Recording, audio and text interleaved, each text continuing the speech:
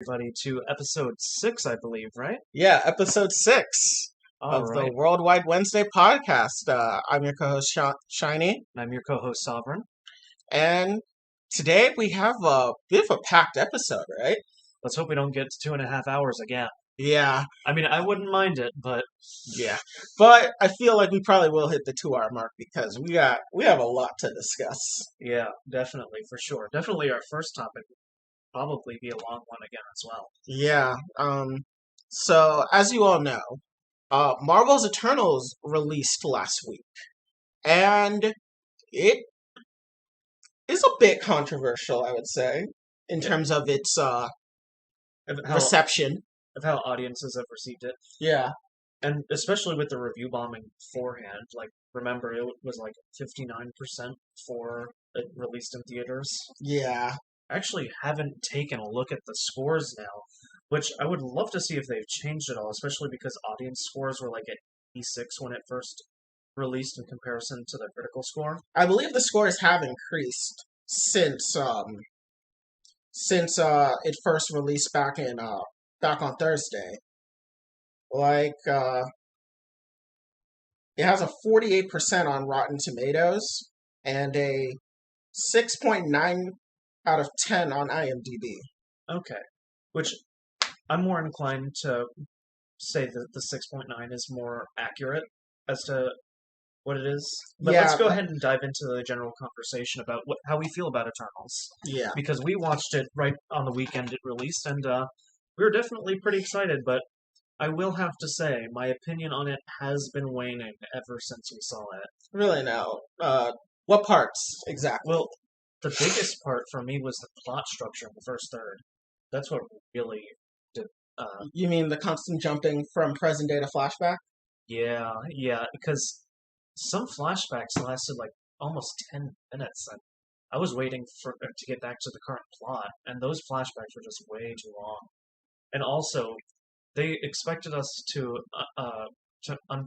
understand each of the characteristics of each characters right in the flashbacks, and then they're just going to reintroduce them later on. And I'm like, why not just have like a dedicated 10-minute scene at the beginning of the movie and then keep going from there? Yeah, I can definitely see where you're coming from. I personally liked the flashbacks and liked when we did flashback because I felt it allowed the characters to breathe more because the main plot is kind of on a timetable. So flashbacks give it enough room to breathe for the characters to interact and develop without it being too intrusive on the plot with like a contrived plot line. Yeah, but these ones were too intrusive. Like I said, these ones were very long. That's fair. I didn't find them too intrusive because I felt that they were necessary, and I felt that if we showed the flashbacks all at once and then did the main story, I feel like narratively speaking, it wouldn't mesh well. Well, here's another thing, because of a conclusion that I found in the movie that I discovered before the characters discover it. Spoilers, obviously, we're going to be diving into spoilers for this entire review. Yes. But remember when they first interacted with the first deviant and it started healing itself? Yeah. And it was a power that was revealed in the first section, like in the first flashback. Not even a flashback, that's just how the movie started. It revealed Ajax's power, which was healing. Yeah. Like, they fought a deviant, and that had healing powers in its own. It's like, Yeah, it's Crow. it's Ajax's power that she's obviously killed. And then we go back to a flashback, and so I'm sitting here for 15 minutes waiting for the characters to discover something that I already know. Yeah. So, That's fair, but I also feel you personally are a more eagle-eyed viewer because I know a lot of people didn't pick up on that fact until the reveal. yeah, that probably just stacked on top of my desire to get the plot moving because I knew what was going on. The moment I saw that deviant healing itself, and the fact that we just strayed from the main plot for a long time before we got back to it, really rubbed me the wrong. Yeah, but yeah, I can definitely see that. But I would also have to say that's also because you were able to pick up on a plot point, so you were kind of just waiting for the movie to get to where you were, and I feel that may not be something for the general audiences. I know a lot of people didn't notice a lot of narrative beats that happened in this movie, despite it being pretty clear cut. Yeah, but I do want to talk about the characters because an issue that a lot of people are having with this movie is the amount of characters it juggles. Which, I mean, juggling characters is not new to Marvel as a franchise because, I mean, look at Endgame and Infinity War. They like juggled like 40 plus characters in those movies alone. Yeah. I mean, mind you, Chloe Zhao isn't used to that compared to the Russo brothers. And also, there was a lot of development across like so many different films for all of those 40 characters, pretty much. And these are new characters, so I'm not going to blame the director for like not being able to handle it when this is a brand new group with characters that have been undiscovered. But a lot of people have been saying that the movie couldn't handle 10 Eternals. How do you feel about that? So, initially, this movie is supposed to have 12 Eternals. It was supposed to be Icarus, Cersei, Ajax, Phastos, Makari, Druig, Gilgamesh, Thena, Kingo, and Sprite, and then two more, which is I believe it's Zurak and Valen. No, Vulcan and Zurus. So 12 would have been way too much in my opinion. I feel like 10 was the limit that this narrative could really handle before it would have completely collapsed in on itself. Yeah. As I felt juggling the 10 it did it well because there are a whole bunch of movies that fall apart with less characters. So I feel for having a cohesive narrative and story structure and making it entertaining, I feel the 10 characters was balancing a fine line that I think it did really well. I liked all the Eternals. My favorite Eternal is actually Druig. I actually came to like him. I kind of thought he would be like a pseudo antagonist when we learned what his powers were, was that he was mind controlled and he left with a whole group of people. I thought he was going to be a pseudo antagonist, but no, they actually didn't. He was not a pseudo antagonist. He was not a twist villain. They actually played him straight as he is a hero. He's just disillusioned with the Celestials' vision. And I really like that. I do want to comment on that because with Druig and Phastos, their like motivations to become like demoralized about how humanity can progress. Because with Druig, he sees constant war happening in front of him. He sees it's actually one of the first European colonizations on the Western Hemisphere. Yeah, I believe it was Hernan Cortez. Yeah. And then the other instance was in the 1940s where Phastos is remorseful for his advancements leading up to the dropping of the first nuclear bomb on Hiroshima. Yeah. Which I do like the fact that that was like a small detail. Like they didn't have to add that movie, but it was still like very nice to see that. Though I feel like it wasn't translated properly when they caught up to the character in modern day. What do you mean? Like, I feel like he would be more of a hermit than he was, but at the same time, he was able to develop a family. So he had isolated himself from Eternals and from like that role of advancing technology. Yeah. So I guess it was a little more subtle than like maybe how Ajax treated her like living situation where she was out in the middle of was it in one of the Dakotas? Yeah, I believe it was South Dakota. Yeah. So for me with Phastos, I felt that his whole story arc and what he represented was how humanity like bore great disappointment for him when it came to how they would apply his inventions. But he realized that while humanity as a whole isn't like how humanity as a whole is flawed and dangerous and destructive, that doesn't mean that individuals are that. Right. I think that's what he was to represent. So I think I think it makes sense. I do wish we got a little flashback showing what he saw in Ben that caused him to kind of change. Yeah, I really wish we got to see just a little bit because from the little we see of Ben, he seems to be a good dad, a moral, upstanding person. Like yeah, overall a good guy. But I kind of wanted to see what Fastos saw in him. And what made Ben change him. But I understand that the movie is already so long and there were already so many flashbacks. yeah, But I kind of do wish I saw that because I feel like it would have just made Fastos' narrative a bit more concrete, a little less up in the air yeah, as to where his stance is on humanity. yeah. And it was also good to see like Marvel represent an LGBTQ couple. Yes, an actual LGBT couple and not, what is it, Joe Russo just in a, what is it, an endgame, like basically post-blip therapy session with Cap. Yeah, yeah, I, definitely. yeah. I mean, that was still progress. Don't get me Oh, it wrong. was still progress, but this is in your face. This is a gay man. Deal with it, because he's actually a superhero, one of the smartest people on Earth, and it I does not wouldn't. define who he I is. wouldn't even say in your face because it was What? just in the picture. It's not like they.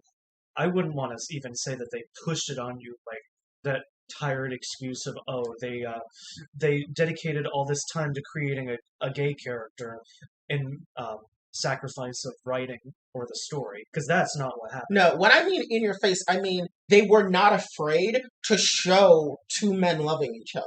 Yeah, That's what I mean by in your face, because I feel that, especially with big budget pop culture movies, they kind of do stray away sometimes of showing two men loving each other, especially in action movies. right. So that's what I meant by in your face, in that they show it, they show that the two love each other and that they are affectionate, and that affection does translate into things like holding each other and kissing, which I feel was really big. That is an important step. Don't get me wrong on Oh that. yeah, it definitely is, and I'm really glad that Disney did not remove the scene for a lot of its releases. But I did hear they did backtrack and they are removing it for the Indonesian release. Yeah, But they unfortunately the Asian market is it's kind of important to their bottom line. yeah, Unfortunately, specifically the CCP. But at least when it comes to the wider distribution, they didn't like tone it down in yeah, terms of Western audiences, yeah. which is at least still a big step. Oh, yeah, of course. Yeah, but it is unfortunate that they didn't that they're changing it for some of the Eastern market. Yeah, But but it was like a 2 minute scene. Like it wasn't too obtrusive, but at the same time, it was there. It showed like, hey, this is something that's normal in society now.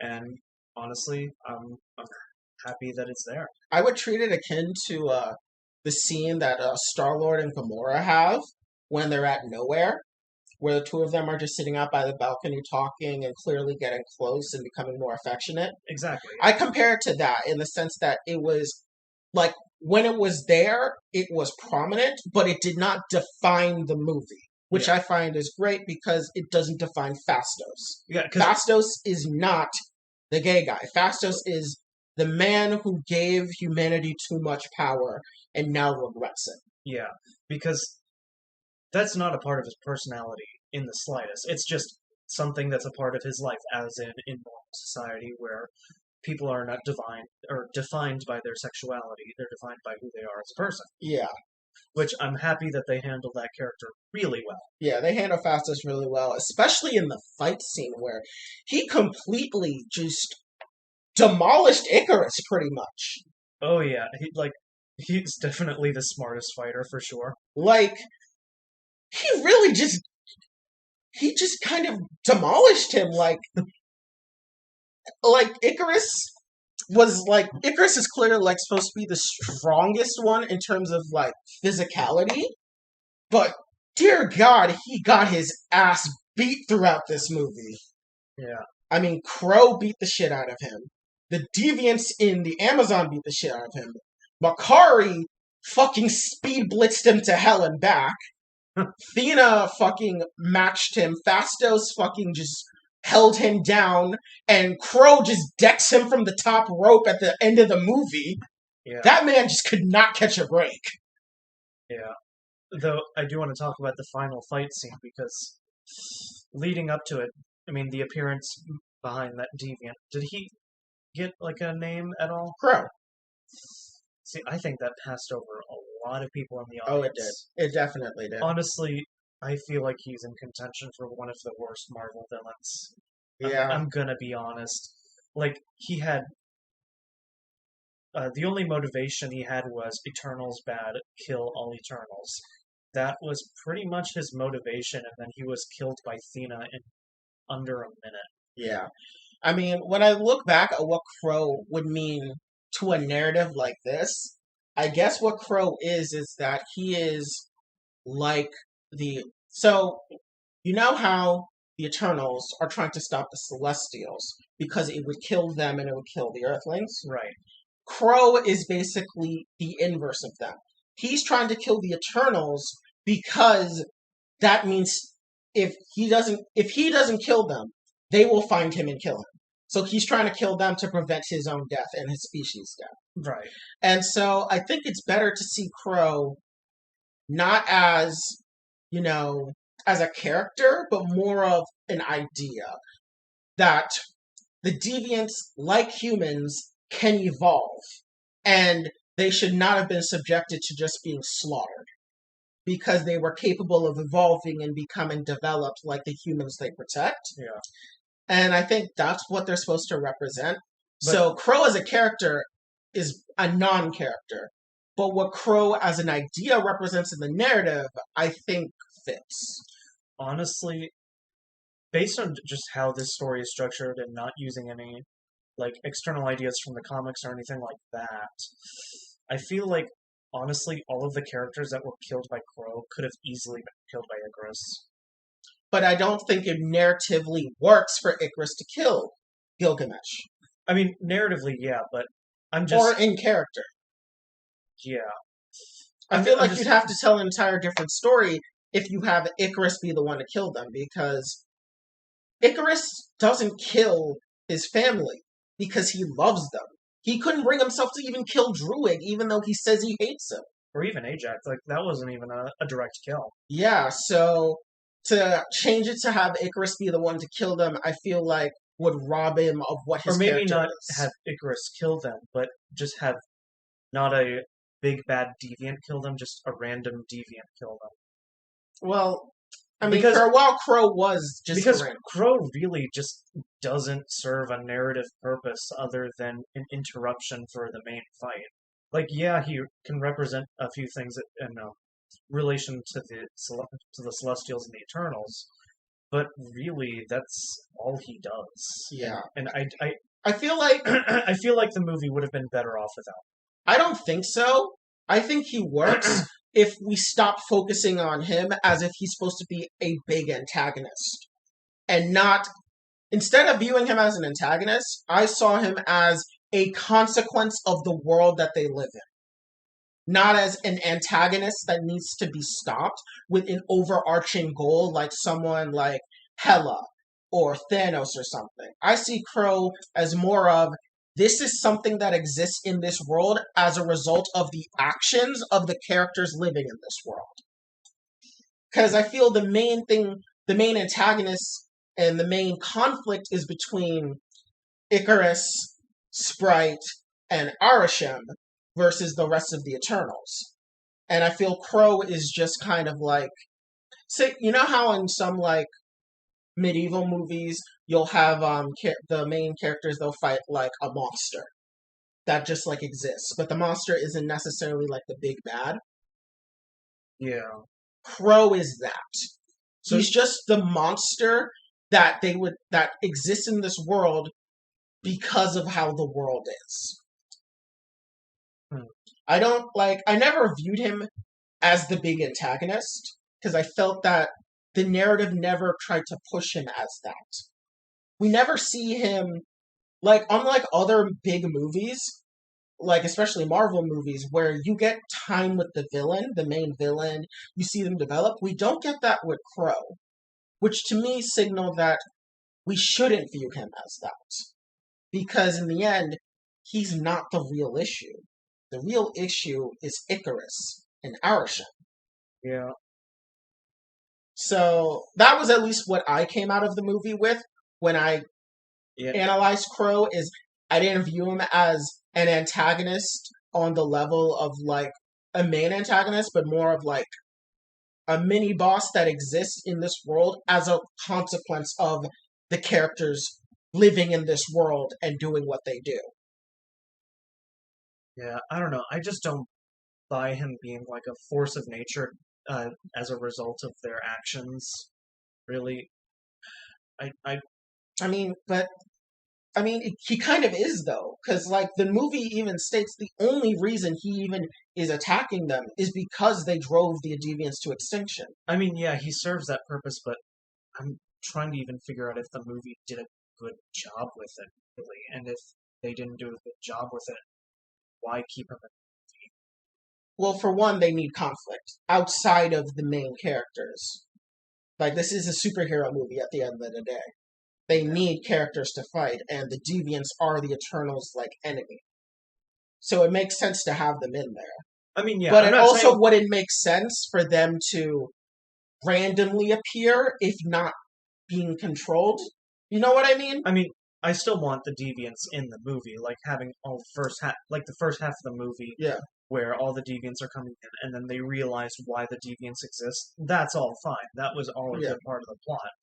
I'm just having very big issues with Crow's inclusion because I feel like he didn't add much to the story. I'm just gonna be honest there. That's fair. For me, he added he added a lot to me personally because it showed one that Arishem is not, you know, omnipresent or omnipotent or omniscient in the sense that he makes mistakes.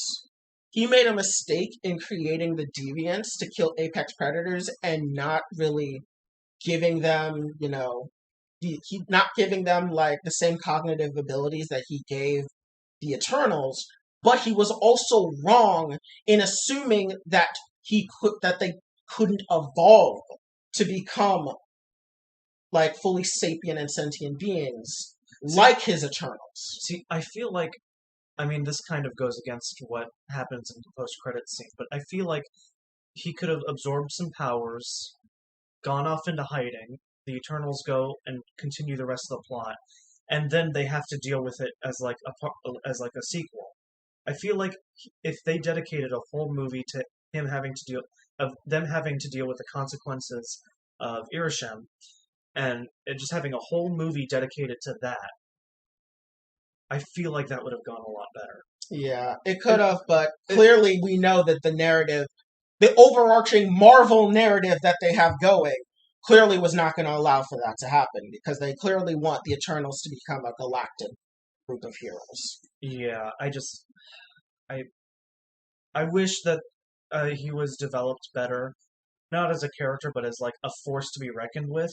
Because overall, he didn't really put much of a dent into the Eternals as a whole getting to their main goal at the end of the day. Yeah, but I don't think it was meant to put a dent to them getting to their goal, but more about getting them to more like causing like more like Crow's existence is about allowing the Eternals to get over themselves in the sense that Crow killing Gilgamesh causes Druid to be like, you know what, fine.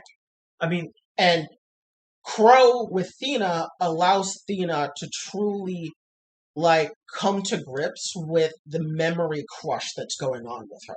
I mean, like I said before, I Yeah. feel like he could have absorbed Gilgamesh's powers, fucked off to wherever for the rest of the movie, and then come back for a sequel, like I said earlier. Yeah. And that plot still happens, but overall, in the final act of the movie, he is almost irrelevant because Thena goes and faces him one on one, and then just comes back to finish off. And I guess, yeah, it helps her overcome her mind disease, which I really, feel like it wouldn't work against Icarus though. what do you mean? her getting over her mind disease, I don't think would have worked with Icarus because they establish in the movie Well, that that's another issue that I have because they really didn't address it in the third act either. well, they did. The movie establishes that the reason why she's like this now is because of the recent deviant attacks. Gilgamesh mentions that fact because they mentioned that the fact that Gilgamesh and Athena fought deviants before the rest of the Eternals showed up at their place. Yeah. So they established in the movie that her memory thing is being tied to deviance. And Okay. so that's why you need Crow to get over it, because it's tied to the deviants. Because remember, it triggered again when they got attacked by deviants in the Amazon. And the only other time it came up again was when she fought another deviant. Meaning that you can't really have it get over by Icarus when the problem has well been established to be because of the deviants. Yeah, I just feel like his inclusion just makes the plot really sloppy. Or not really sloppy, but his inclusion was very sloppy. I feel, would it be better if he just never gained sentience for you?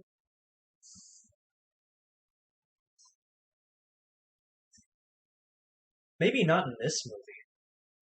Like, do you feel that if the same thing happens, say Athena still kills him, but he isn't a sentient being, he's more of just like just a monster, would it have worked better for you? Honestly, maybe. I think, because I'm noticing that the moment he gains sentience for you is that is you elevated him to the level of another big antagonist. When I think that's what's going on for you. When for me, I didn't see that as him leveling up to antagonist, but more as Arishem is wrong. Honestly, I think that's probably where the disconnect is. Because, say, we can just posit this as a hypothetical or as a what if. Let's make our Yeah. own what if right here. Okay. So let's say he doesn't gain sentience, and then he fights Athena, and she just barely manages to win, but doesn't kill him. And then later he gains sentience as his powers from Gilgamesh start to develop. And then a second movie happens. I feel like a whole movie dedicated to him growing as a character and challenging the Eternals as a threat, and as a consequence of everything that happened in the movie and from the past, would have worked perfect. Yeah, but that predicates itself on another narrative being built. That predicates it on itself of him becoming a big bad on his own. I don't know. The problem I have is because I know how the end credit scene goes and I know what the true narrative is. Again, this whole thing, like I said before, this whole thing completely goes against everything that has happened in the post-credit scene, but that just compounds on the fact that I think his inclusion was extremely sloppy. That's fair. I personally didn't find it to be so, but agree to disagree on that. For me, the ending. So, well, before we go to the ending, I really want to break down some things that I feel like people really didn't understand. The biggest thing is people seem to expect Kingo to have his Han Solo moment, where he comes back and heroically helps fight against Icarus and Sprite, and he doesn't show up. And people are like, why did he just randomly leave in the latter third of the movie? And I'm like, okay. Kingo's whole thing is that he agrees with Icarus. He thinks Icarus is right.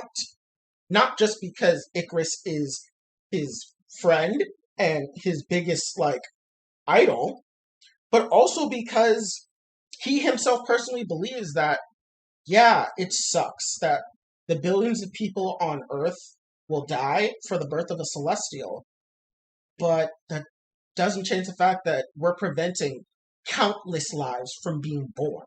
I mean, their audiences are probably thinking of these characters as all human, which, I mean, fair, they don't really distinguish them from human superheroes in the rest of the universe in the movie. So I think that's where the disconnect is between audiences and Kingo's character. No, I wouldn't say that. I feel it's just that people have been primed to believe that when a character leaves, that they're just going to do a 180 and come back because they realize they're wrong.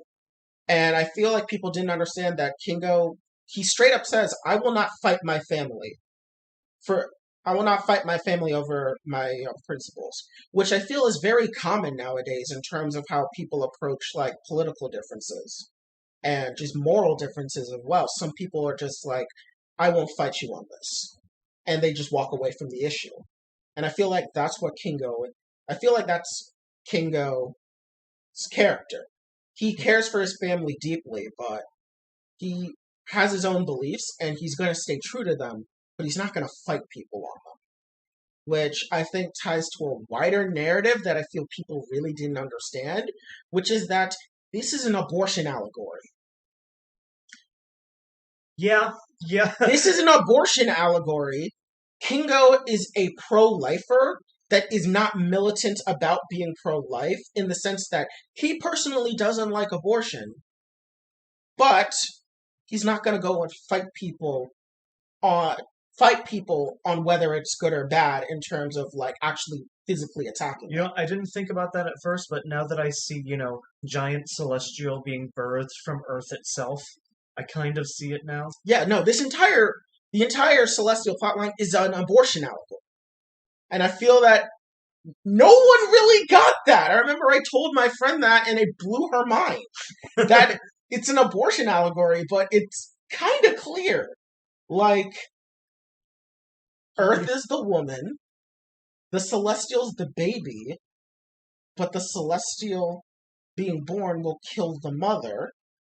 So the Eternals are like the people who are kind of like doctors, and they're kind of like doctors and like other types of like social workers determining on the morality of performing this abortion.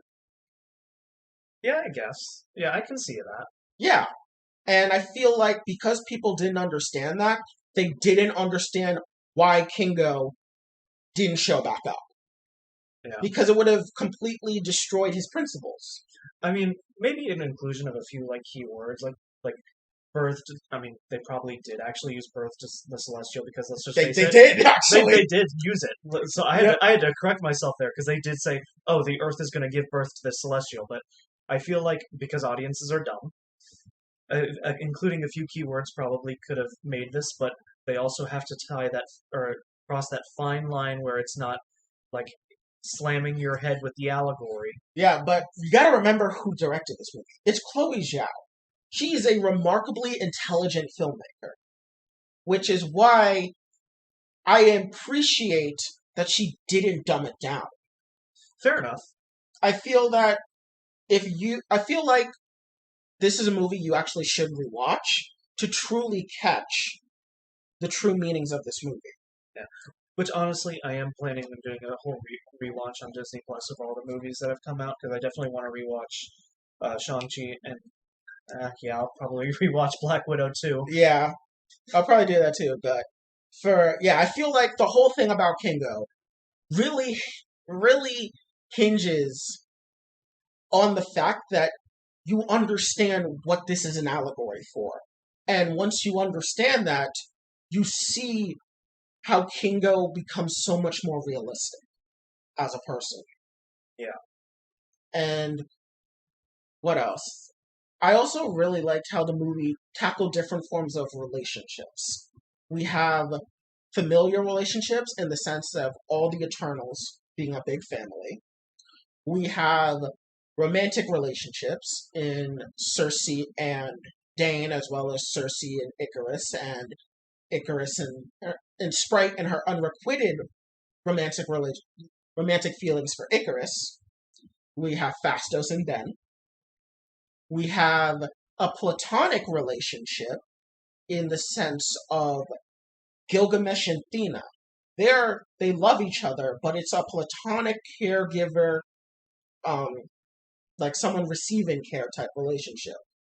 Like how, how some people have like caregivers that help them because they are dealing with, say, like a neurodegenerative disease and they need someone to care for them. Like, I imagine that in the best possible forms of those relationships, there is real love between between the two people, but it's not a romantic love and it's not a familial love, it's a platonic love.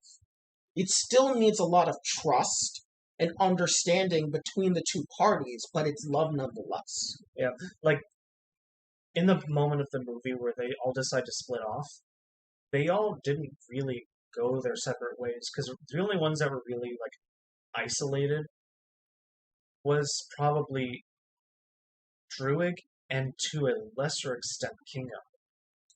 I would say not even Kingo. I would say I'm really like pushing it by saying him, but I would say like he was doing his own thing. Druig is off in nowhere. But the point that I'm trying to get at yeah. is like people like each of the Eternals still interacted with each other while they were out because except for Makari. Yeah, except for Makari, because it was like Sprite would come back later with Cersei to where the or no, it was revealed at the beginning of the movie that Sprite was with Ajax.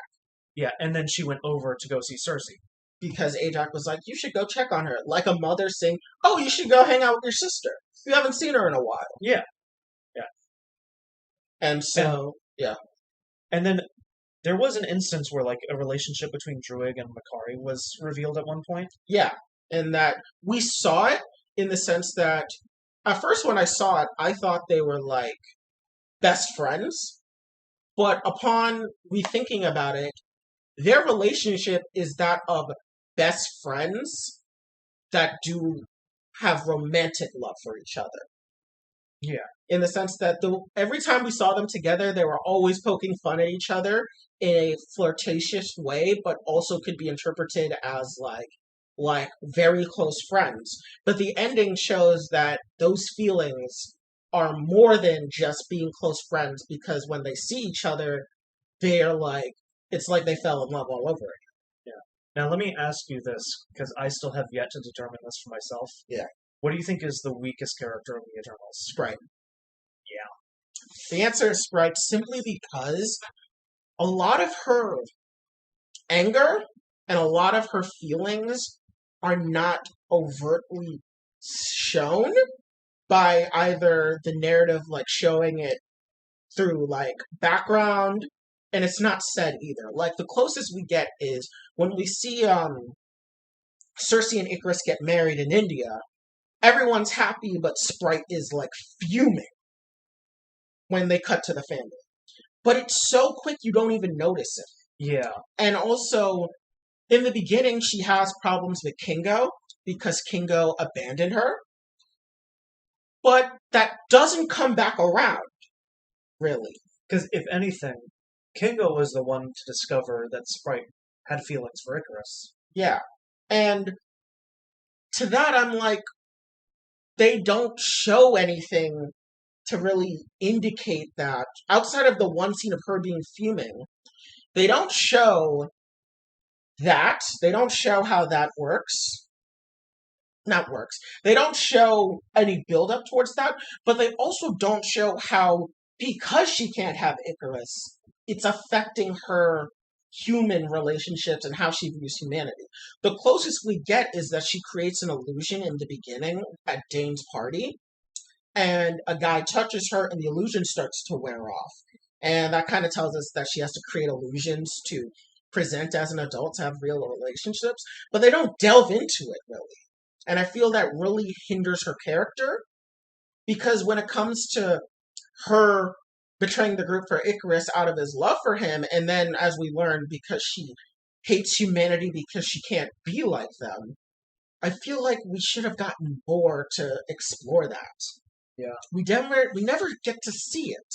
Yeah, and the reason I ask is, like, yeah, this movie has a lot of characters to juggle, and the reason I asked what was the weakest character overall is because there wasn't really a bad character in this movie, with the exception, in my opinion, Crow. Yeah. For me, there wasn't any bad characters, but I would say the most underdeveloped character is Sprite. Yeah, probably. I wouldn't even say underdeveloped. I feel like just developed. I would say underdeveloped because we don't get a real clear through line of how her character is deep is going. Like, we don't see her Yeah. we don't see her having any type of antagonism towards humanity that would indicate that she'd be fine if they all died. You know? Right. And then the movie tries to reconcile her character by giving her her happy ending. I can see the Ender development really bring that payoff at the end. Yeah.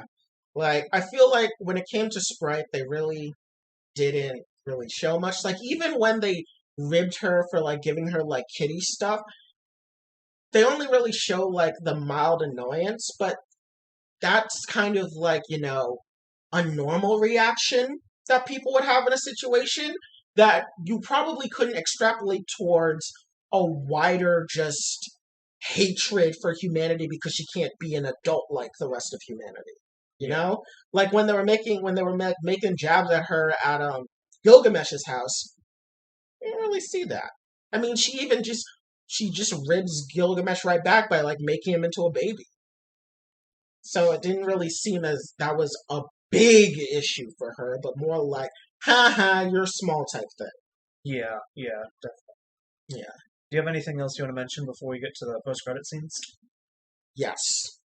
Now, this is a take that I have that really that I really solidified as I saw the discourse for this movie, which is people went into this movie wanting to hate it because Marvel has now become very mainstream and successful that it's now a bit counterculture to hate Marvel movies, and they singled this movie out because on the surface it would you would think it's a generic superhero movie that wouldn't cause as much controversy because Black Widow was, beloved character that everyone wanted to move for. And then Shang-Chi, because it was the first real big superhero movie with an Asian lead. Yeah. I felt like this was the movie. And Spider-Man is so beloved that no one was ever going to go after Spider-Man. So I felt Eternals was like the odd one out to go hard on hating because like you can't get it for hating on Venom because like it's not technically MCU at the time. Yeah, and also people know that Venom's probably going to be lesser quality than that of the MCU to begin with. Yeah, so I feel like Eternals was the one they picked out to really hate on. And I felt that led to people being purposefully obtuse about the movie. Saying that, oh, this character doesn't matter to the narrative, or the narrative is so sloppy, or characters don't make sense, or there's plot holes, which I felt were all just completely inaccurate because of the fact that this is probably one of the better constructed Marvel movies out there, ones that have tonal consistency, ones that actually have real characters developing over a narrative that isn't reliant on multiple movies to further a character arc, and also one that asks a bigger question of its audience. I felt this was the one movie you shouldn't treat as a stereotypical Marvel movie that you should just hate on because it's counterculture. Yeah, because in all reality, like all the characters were fine. Like I only had problem with one character. Yeah. Yeah. For me personally, like I feel that if there was a movie that people should have been hating on for counterculture, which I don't even think any movie should be like hated on just because, it should have been Ant-Man and the Wasp. As Yeah. that was the more stereotypical action movie with it's good, it's funny, but it doesn't have a bigger, wider message it's trying to tell you. The characters aren't necessarily deep. They're not getting deep development in that movie. I mean, honestly, that movie wasn't even that great. Not gonna lie. I mean, in my opinion, it's on the lower end of MCU movies. But it's not like under 50% on Rotten Tomatoes bad. Yeah, I feel like it's not worse than Thor 2. Let's be fair here. Yeah, and I resent the idea that Eternals is somehow amongst them, when Eternals, in my opinion, and actually my opinion of Eternals has only grown higher as I've gone back and relooked at scenes and read more about the movie, that in my opinion, it's a top 5 Marvel movie for me. Because of just how genius the storytelling is, the representation, the way they weave weave the different aspects of relationships and how it ties to character motivations and how that impacts the wider narrative, I felt was done masterfully, that other movies really just don't capture, especially other Marvel movies. Like, not many Marvel movies really ask much of you in terms of thinking. Yeah, yeah. For me, I feel like it's more among the mid-tier Marvel movies. I'm definitely not going to put it in the lower tier of Marvel movies for sure, but it's still worth a watch. I Yeah, mean, I don't know. I feel like, I don't know. For me personally, I like movies that really push you and like actually challenge you on things and make you, and not actually spoon feed you everything. which, mind you, in the MCU is rare because, for Yeah, example, like only one movie has like spectacular cinematography, and that's Infinity War. yeah. And only one movie, maybe two, really give you something to think about, being Civil War in the pro registration versus anti registration. But even then, that requires you to have knowledge of the wider MCU to understand whether it's good or bad. Yeah, And I think the only other movie that kind of tries, or other property that tries to challenge you on something, is like Thor. I feel like the Thor series as a whole, kind of has a wider like commentary about imperialism and why it has literally brought nothing good to Earth and Asgard. I mean, mind you, probably not the Thor storyline as a whole, but The Thor, meta the but Thor 3 combines everything that was told in the first two movies and just expands upon that. I would I even, can see that. well, you got to remember about the Dark Elves in Thor 2 and why they're pissed. That Odin. that is fair. And you got to remember the Frost Giants. Odin's colonization of the Frost Giants and stealing Loki away from Laufey directly results in a lot of terrible shit happening. That if Odin did not try and completely colonize the Frost Giants, and especially steal Laufey away, not Loki away from Laufey, that maybe things would have been different. I feel that's just a wider narrative of Thor films in general. Was that Odin's warlike, warmongering tendencies of old was terrible, and that when Thor was following in those footsteps, he was seeing once again that if Thor comes to rule and he's like him, the Nine Realms will surely shatter because Thor will just lead another colonialist campaign across the Nine Realms. And I can certainly see Hela as an embodiment of that. But Yeah. getting back to topic, Yeah, getting back to topic. Eternals is one of the only films that is standalone, but is able to tell an entire wider meta narrative that does not rely on the rest of the MCU. because I do want to mention, like, Shang-Chi, while being a spectacular movie, like, follows the Marvel formula to Yeah. a T and is probably one of the best examples of it. Yeah, But this movie does not follow that formula because it is extremely unique in the way it tells its story. So there is that. yeah. And I mean, even from not just the way it tells a story, but it's almost like everything, like the characters. Their names are not like ordinary people, they're mythological. Yeah, or they're the basis for, like, they're even used as the basis for certain mythological entities. Like, for example, Athena is obviously, like, could have, like, they even reference you are Athena, goddess of war. Yeah, Gilgamesh, I mean, Gilgamesh in reality is the grandfather of all hero stories.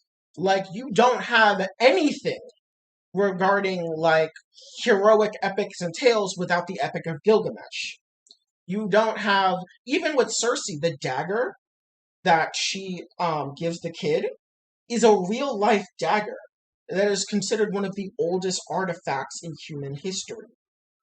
Of oldest artifacts from human civilization, I should say.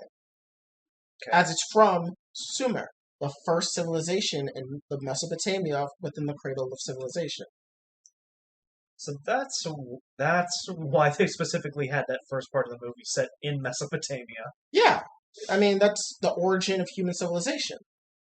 Yeah, that's fair. Yeah, and so I do want to say one last thing Yeah. before we get into the post-credit scenes. Mhm. Thank God they distinctly said that the Celestial was turned into stone and not ice. Oh yeah. Like, Oh yeah. like at first, If it was ice, everyone would have died. like if it was ice, this planet would have been over. This Like when I was oh, when Cersei was changing the Celestial eh, into like a white mass, I'm like, please, for the love of God, don't let that be ice. I swear to God. oh god, if it was ice, everyone would have died. Because, oh my God, that would have compounded everything about climate change so much. Yeah. that, But that actually that, that would have been the end of the planet right there. that brings up a little side tangent about some of their powers. When Cersei like turned the bus to roses, I was like, did she fucking kill him? Did she kill the innocent bus driver? Or when Sprite she flicks off Kingo and turns invisible, there's no like visual showing Sprite leaving her seat. So when Icarus goes to sit next to Cersei, I'm like, is he sitting on her? And then they quickly show like the next scene and she's like moved away, but dear God. But also, it would be terrible of us not to bring up the best character, which is Karam. Oh yes, definitely. He was amazing. And I actually really liked him because again, that Marvel's knocking it out of the park with these side characters. Honestly, I'm honestly going to say probably the best side character we've gotten this year was probably Aquafina's character. oh yeah, for sure. She was amazing. Like, somehow they're doing a lot better with these side characters because, dear God, remember in the Thor movies, oh, those side characters were, there was something else. Does anyone even remember the real names of the Warriors 3? Nope, except for maybe Lady Sif. That's not a Warriors 3. Exactly. Yeah.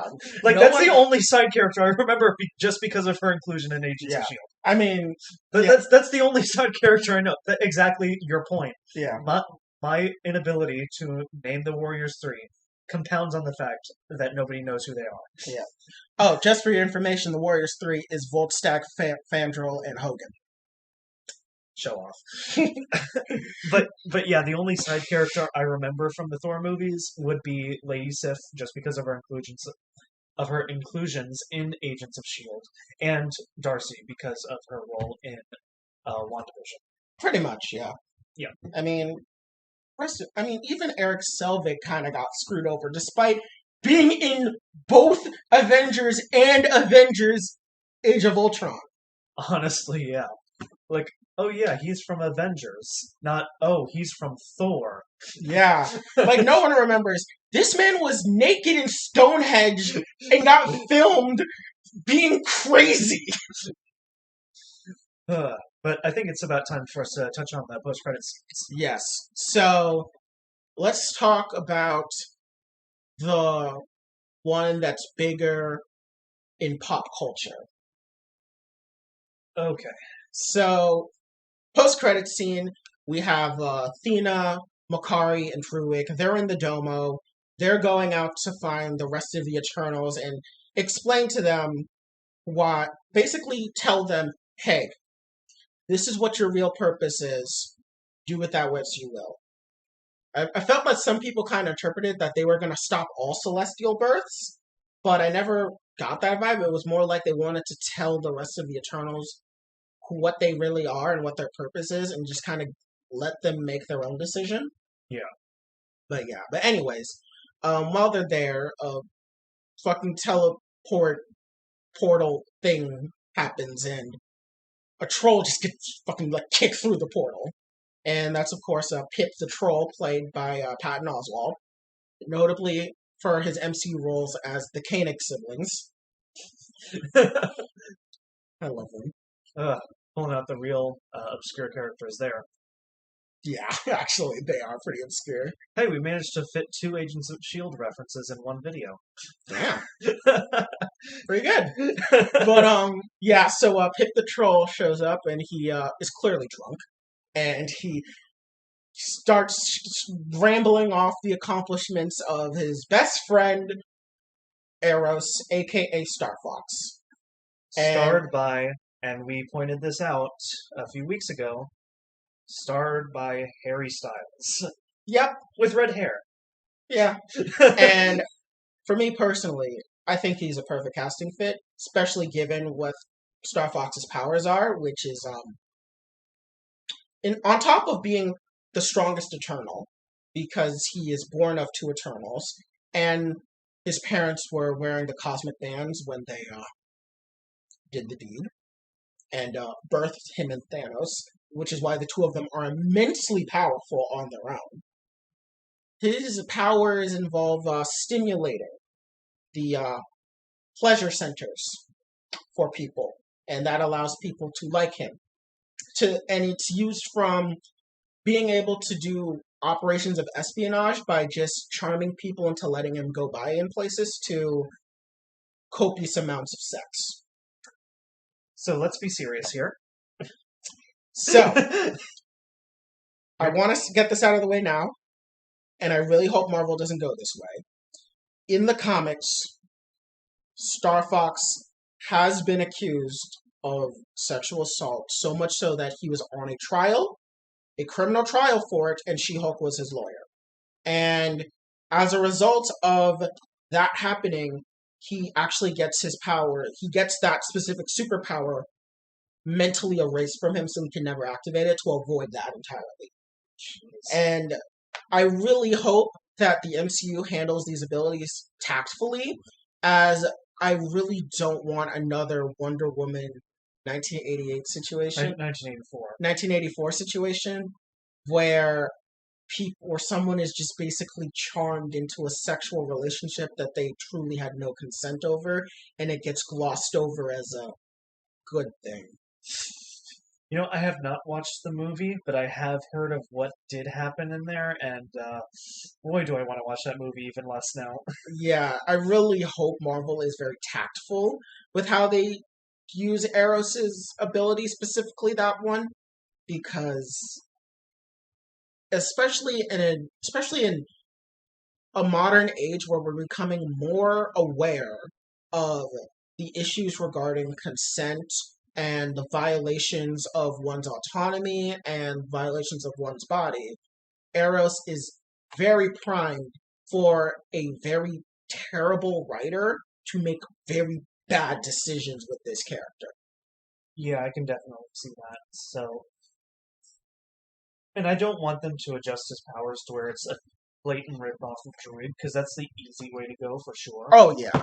So they definitely need to be intelligent about how they work his powers, if they're going to at all. Or at the very least, they need to give us some type of visual indicator of when his powers are active on someone and for how long it's active on them. Yeah. So we don't end up with situations like he comes to Earth and he gets a whole bunch of people to sleep with him, and we see that some of them may have been under control beforehand, and we don't really get to understand whether they were afterwards. Or, like, and I'm just spitballing here, maybe they have, they give him, like, Mantis's ability, but only for, like, general dopamine. Yeah. But in a wide scale. Like, maybe that's how they could rework it to be, like, a little more, tactful in this current day and age. And I know some people may dismiss this as, oh, why are you guys talking about this? This is such SJW shit. Like, it's still important from a media analysis standpoint, because a weak author would introduce powers like that and not really address the consequences of said powers existing and the ramifications of them. And I feel the mark of a good author is one that can really show it off and show its limitations, show how it's implemented, and use it tastefully. Yeah. And I feel that's the main thing, is it really needs to be a tasteful use, especially because this is Harry Styles. He's already like a huge pop star. He's already like loved by so many women and men across the world. He's a very attractive man. And so it makes sense why he is put in the position to star as Eros, because he fits him to a T. But you obviously can see the optics of Yeah. a pop star that's already massively popular and having a lot of sway over people, then playing someone who in universe is him but times 1,000 with a superpower to induce pleasure on people. Yeah. Again, I do think like a rework to where it's a wide scale replica of Mantis's powers, but only for dopamine, but not sexual pleasure, could work. Yeah, I think that would work. Like you can show like, oh, they're like all smiley and happy, but not like aroused. Yeah, And and like again, a visual indicator would be important. yeah, Like with Druid's powers. exactly. But I also do want to stress that they not replicate Druid's powers one for one. Yeah. Um, but back to the end credit scene. We find out that we find out that Eros knows that Cersei, Phastos, and Kingo got abducted by Arishem, presumably taken to the World Forge, where their memories will be scanned, like we saw at the end of the movie. Um, and the thing that I noticed is one, he has the same orb that Cersei and Ajax have, so it makes me wonder what celestial does he commune with? Is it Arishem or is it a different celestial entirely? Which I mean, there are multiple. I mean, it's We- revealed there are multiple celestials. Yeah, so- I mean we've seen 5 in the series. We've seen Esson the Searcher, Arishem the Judge, Ego, and then the 2 others who I cannot and then remember. there's the dead celestial hole that's used for nowhere. Oh yeah, then there's the Dead Celestial Nowhere, that's 6, and then Tiamat, the Dreamer, which is 7. So we know there are multiple celestials. Yeah. And then another thing, is Thanos a robot? We're still live. Sorry, we just had a minor power surge. I believe we are still live though. Let me go ahead and check. I mean, it still says that we've got people tuned in, so. Okay. So, anyways. So, of course, in the movie itself, it's revealed that, of course, the Eternals were built as robotic husks to help aid in the birth of a Celestial. I would say they're more like synthezoids, a la Vision, but far more advanced. Oh, yeah, for sure. And so, with Eros, aka Star Fox, being revealed as the brother of Thanos, is Thanos a robot? So, because this is definitely going to cause some uproar, because I'm pretty sure they're going to find some way to explain this away. But so this is definitely a question that's going to pop up in the near future, and we should definitely address it. So I think what it's going to be is in the comics, Thanos and Eris's brothers, and not brothers, parents, were able to conceive a child. And Eternals can conceive children, but it's very difficult. Like, supremely difficult. And so the fact that Thanos and Eros were born already was special, And, which gave them, which are already special because they were born with, like, powers. And on top of that, Thanos was born with the deviant gene. Yeah. And so I want to lean that potentially they aren't robots because we know synthezoids somehow make kids because Vision, a significantly less sophisticated synthezoid, made Billy and Tommy. So, I mean, they weren't made in the traditional sense. They were just made entirely in their minds. But of course, they're completely biological and legitimate children. yeah. So, I think that Thanos and Eros are not robots. I don't think they're going to make them robots. I think, though, that... Because, I mean... Which is weird with Eros having celestial powers. So, in the... So you think... Not celestial, eternal powers. Or eternal powers, yeah. But you think that they're still completely, fully biological.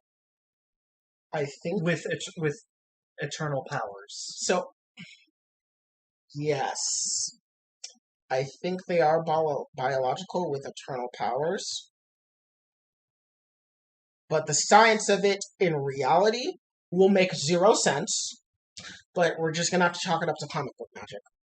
I really think Probably. that's probably what we're gonna have to do, because if we really try to think about this in terms of how this would work with real genetics, no, just no. And yeah, Do you want to move on to the other post-credit scene? yes, in my opinion, the more important post-credit scene, which is so at the end of the movie, Dane was talking with Cersei, and he tells her that he has a secret he needs to tell her that he's been holding back about his family. And he says it's complicated, and then right as he's about to say it, Arshem just abducts Cersei in the middle of London, and everyone's like, what the fuck was that? And so Dane is now back at he's now back at his family home, and he's staring at the ebony blade, which was referenced actually by Sprite when talking about the swords in Makari's collection, to which Thena picks up a sword, and Sprite says, is that the ebony blade or Excalibur? Now, obviously, it's Excalibur because Dane has the ebony blade. Yeah. Which, in the comics, the ebony blade, he who holds the ebony blade becomes the Black Knight. Yeah. And the Black Knight is a character that has existed since the Arthurian period within Marvel Comics, Yeah. and has been passed down. Because, yeah, there have been multiple Black Knights who have upheld the mantle of the Black Knight. And they even reference Dane's uncle and how he doesn't get along with him. That's because in the comics, Dane's uncle was the previous Black Knight, and he was a villain. And Dane resents him. Yet at the end of his criminal career, he bequeaths the sword to Dane. So I feel they were actually kind of subtly hinting at the fact that there was a previous Black Knight around in the MCU, and he was villainous. But this new Black Knight, which is Dane, is going to be new and not. But obviously, the bigger point of importance is that right before he picks up the ebony blade, someone right behind him says, "Are you sure you want to do that, Mr. Whitman?" And then it cuts to black. Which I think most people who are attuned to Black Knight as a character and just following the MCU as a whole can figure out who it was. But also, if you didn't, Chloe Zhao outright admitted it in an interview. It's Blade. Yep, Mahershala Ali's Blade was the voice, and so that is technically our first appearance of Blade in the MCU. Yeah, I do have a huge hope for the Black Knight, because, I mean, Marvel has been knocking it out of the park with these costumes. Like, they rework, because remember back when Wanda was first introduced, like, the main actress did not want to wear a costume akin to how it is in the comics. Yeah. And then only up until WandaVision did they fully, like, create a costume that doesn't look silly, that doesn't look super sexualized. And they even used the original one in a really realistic and tasteful manner, not as a real superhero suit, but as a Halloween costume. Yeah, it's because she was a Sokovian fortune teller, yeah. And because Marvel has been knocking out of the park, with the exception of a few at the beginning, like, for example, Cap's outfit in Avengers. Yeah. That's the only bad costume I can think of. So I'm really hoping that they don't make Black Knight's outfit silly, because it's very easy to screw up medieval armor. Yeah. And make it look either too little or too much. Yeah. And it doesn't fit the current timeline of the MCU, so I hope they make it look good. Yeah. But it's kind of a fear based in paranoia without any legitimacy whatsoever. I think they're going to handle it just fine. It is a fear I have, though. Yes. No, I definitely agree. I really do hope the costume works well. But the big thing that this implies is probably the creation of MI-13, which in the comics, MI-13 is the British's equivalent to WAND, which is a subsection of S.H.I.E.L.D. that deals with the magic and supernatural. So MI-13 uses UK-based heroes like Blade and Black Knight and they deal with a lot of the supernatural that is going on. Or, if not MI13, potentially the Midnight Suns. Because we already know we're getting Moon Knight coming up. We have already seen Johnny Blaze and Robbie Ray as Ghost Riders in Agents of S.H.I.E.L.D. And it's at this point nearly confirmed we're getting Werewolf by Night as well. And it seems to, and obviously we have Doctor Strange. So it really seems like we're building up to maybe Midnight Suns, and Dane will be a part of this team alongside Blade. Yeah. Another thing that some people pointed out was how the Blade was reacting to him. And some people are wondering if the Ebony Blade is a type of Necro Sword, specifically related to All Black the Necro Sword used by Gore the God Butcher, which is, of course, tied to the symbiote god Null.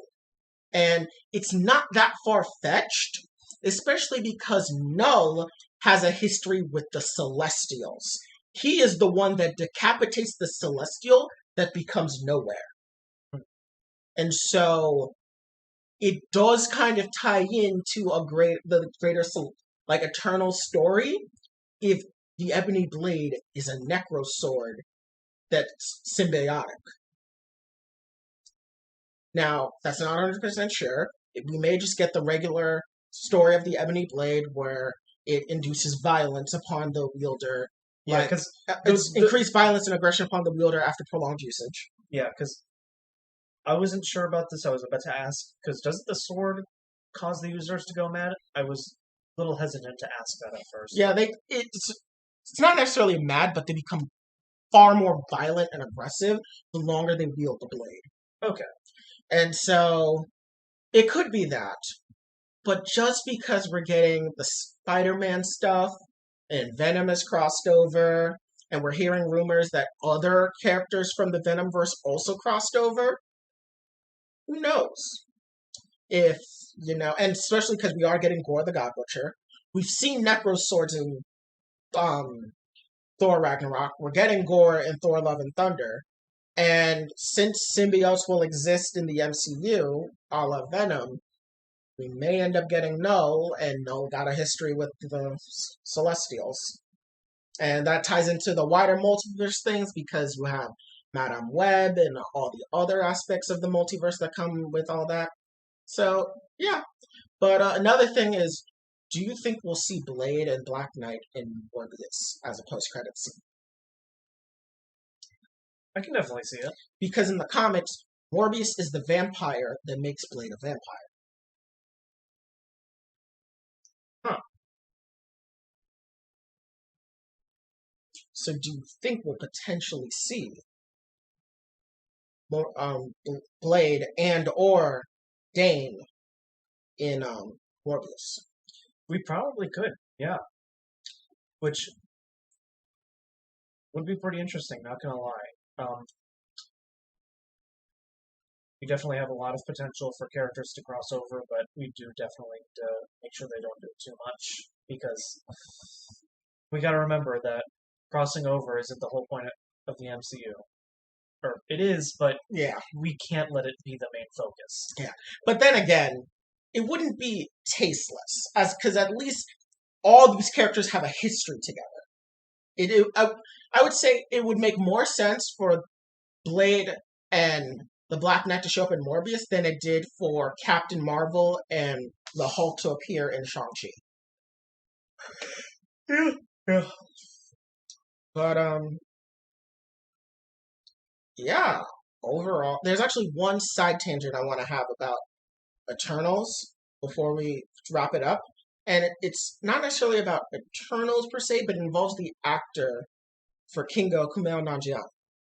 Which is, so, when he got cast for this role, people were excited, but some people were worried that Kumail would have to, bulk up for the role. And so he did. He got very in shape. He's like ripped. Oh yeah, I've seen the pictures. He is completely buffed up. Yeah, he's completely buffed up. But that did lead to a bit of discourse about, did he use performance enhancing drugs to like bulk up for the role of Kinga? And some people were shaming him or like attacking, saying that he used performance enhancing drugs and this, that, and the other thing. And I just want to say this right now because I feel it needs to be said. The answer is yes. And the response to it is, so what? He's an actor and he's an adult, and why should we care what he puts in his body? Especially when this is industry standard. No, everyone was looking at Kumail Nanjiani, but what about Richard Madden? He also had to bulk up to play Icarus, or Chris Hemsworth, or fucking Chris Evans, or Michael B. Jordan, or Chadwick Boseman, or any action hero, pretty much, or villain. Yeah, because, I mean, mind you, I've seen the workout pictures for Chris Hemsworth. It's weird that the discourse comes now. Yeah, in all honesty, when we've had multiple other MCU actors come out with their workout routines in the past. Yeah, and here's the thing. They all use performance-enhancing drugs. Every last one of them for these roles. And here's why it's not that big of a deal. One, using these performance-enhancing drugs does not in any way invalidate any of the hard work they have to put in for these roles. Because using performance-enhancing drugs is not an insta-fix. You still have to work out and properly manage your diet and your sleep schedule a ton to get the real results from the performance-enhancing drugs. If you have a terrible workout routine, terrible eating habits, terrible sleeping habits, and you use performance-enhancing drugs, it's not going to give you the level of results that we see these actors have. These actors have a lot of discipline, and the performance-enhancing drugs is to help them get to that point faster for these roles. Because these guys have to maintain these roles for sometimes up to a year, depending on if they're reshoots or delays. Yeah. So there's that. And also, it's not that bad because unlike in sports where you can argue there is an unfair advantage against other athletes but that potentially aren't using PEDs, when it comes to the world of acting, there is no competition. So many actors and actresses do so much to prepare for their roles. Why is this suddenly the line? When we come to accept things for our female actresses and models, the things that they do that are terrible to be forced upon, and we're now up in arms about it when it's an actor of color potentially doing it.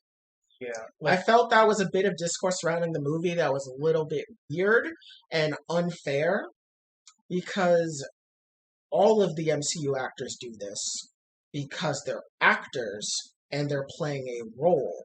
Because, I mean, mind you, just this year, Chris Hemsworth came out with pictures for Guardians 3 and Thor 4. Yeah. Because he's obviously working out for those roles. Ever since, like, he probably had to tone it down a bit for Endgame. Yeah. But, like, it's weird that this discourse comes, like, 12 years into the MCU. Yeah, like, all of these people use PEDs.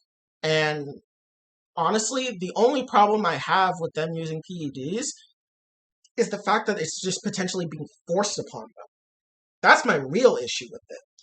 Is not the PEDs themselves, but the context in which they may be taking them, in the sense that they may be forced to do the PEDs. Or probably written into their contracts. Maybe. Yeah.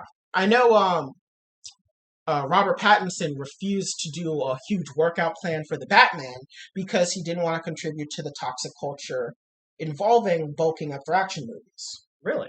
Yeah. Good on him. And he got a lot of flack for it from, the typical macho men that are like, you're a disgrace or you're a lazy, or you're a pansy because you don't want to do the hard work. Which, he didn't say he's not working out for the movie. He said he's not excessively working out for this movie. Like, I'm pretty sure, like, they're expecting him to look like the Justice League Unlimited, like, barrel chest Batman that looks unreasonably stocked and built. Yeah. When, mind you, I mean, I have a poster of all DC characters in my room, and if you look at Batman, Batman is yoked beyond human-like levels. Like, his muscles are as big as Superman's and Wonder Woman's muscles. which is honestly unrealistic. Exactly. But just to tie it back in with Eternal... Which I mean, is fair because in not all but many iterations of Batman, he's had ninja training.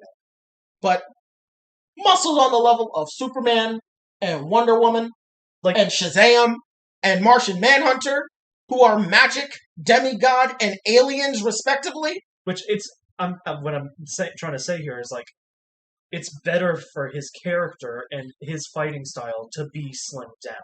Okay, yeah, that I agree with. But just to tie it back to Eternals, I just felt that was a bit of discourse that was a little weird because, not just because of the previous MCU actors, but because Richard Madden was right there and probably was under probably a similar workout plan to Kingo.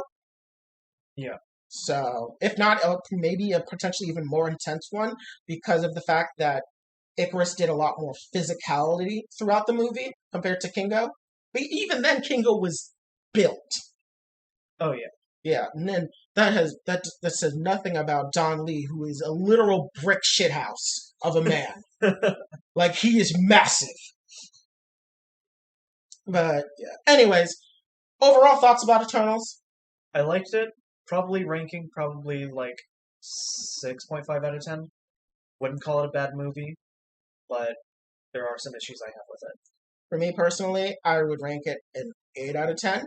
I have it in my top 5 Marvel movies, and I can't wait to see it come out on Disney Plus so I can rewatch it, because I personally just really enjoyed how gripping and deep it was. It was refreshingly deep for a Marvel movie that kind of became a little bit complacent and not really telling a deeper story about things, especially coming off the heels of a great movie like Dune. After I watched that, I really came to really realize I love movies that are deeper. And I also watched American Psycho recently as well. So I've just been seeing a lot of movies that do more, provide more, and Eternals really fixed that itch for me. Yeah. So, with the end of that segment, we have a problem. That segment lasted an hour and 20 minutes. Yeah, that was so we're gonna have to skyrocket through these segments and hopefully not skip any of them because we still have a lot to talk about. We're probably looking at another 2.5 hour episode today. Yeah, I knew we were gonna talk a while about Eternals, but we had a lot to say. Well, we did have a lot to disagree about. Let's be fair. That is very true. Unlike Venom, Let There Be Carnage, where we were on the same page about the movie. Like, I think our only disagreement was how we felt about the pacing. Yeah. But, yeah, we definitely had a lot of, like, I think our discussion on Crow's inclusion probably lasted 20 minutes on its own. Oh, yeah, definitely. But let's go ahead and move on to our next topic, and the fact that Pokemon Brilliant Diamond and Shining Pearl, I hope I got those two right, yes, have been data mined. Yes, so a lot of important information has come out. The fact that only the first 493 Pokemon will be available in Brilliant Diamond and Shining Pearl, which means that they are trying really hard to make this a one-for-one remake of Diamond and Pearl. Yes, also there are no regional variants, so no Alolan, Galarian, and obviously no Hisuian forms there, and no Sylvia. So we're really sticking to the original 493. And so let me give you some explanation as to how it's been data mined so soon. I mean, we're 9 days out. Yeah. So what happened is frequently stores will get shipments of, video games because people pre-order them. Right. Well, employees work at those stores, and some employees are fans of the games, so they robbed the store and stole the games from their places of work, or bribed people who work there to get the games for them. So they have incomplete copies, which are almost the full game minus a couple patches that are going to come in to complete the game. And they dump the ROM on the internet. It is now available for all ye pirates out there. If you use an emulator, which Yeah. I will not tell you how you may find it, and if you find somehow a ROM of the game, which I will not tell you where to find it, nor should I tell you that you should do it. You should not do it. But if you ever come across it, everything is available. Everything is available. Everything about the game is available. It has been completely data mined, and there are a bunch of people playing it, streaming it before getting nuked by Nintendo ninjas from orbit. Yeah. So one thing we should definitely talk about is the fact that it's on the Unity system rather than its own independent system, as how most of the recent Pokemon games have been developed on. Yes, so this was made in the Unity engine, which is new because most Pokemon games are made with their own engines. Like Sword and Shield had its own engine. Let's Go Pikachu and Eevee was made in a Franken engine of like Ultra Sun, Ultra Moon, and prototype Sword and Shield engine. That was what Let's Go Pikachu and Eevee were made. The 3DS games were made in their own like X and Y and ORAS shared an engine, but Sun and Moon and Ultra Sun and Moon shared a different engine type things. Or like the DS games between like the Gen 4 games and the Gen 5 games share different engines. And even across the Gen 4 games, like Heart Gold, Soul Silver, and like Diamond Pearl Platinum have different variations within their engines. So the fact that this is made in Unity, which is used by indie game developers and made by some clickbaity gimmick mobile developers, is a real departure because for one, that makes it very much easier for people to do ROM hacking. I mean, people have already done ROM hacking. They've already started ROM hacking the game and adding different additions to the game, which is already insane as it is. And so it'll also be easier for people to understand the development of this game. So, Yeah. one thing I do want to bring up from this point forward, do you think we'll have any more? Because they probably have solidified all of the models for the first 500 Pokemon.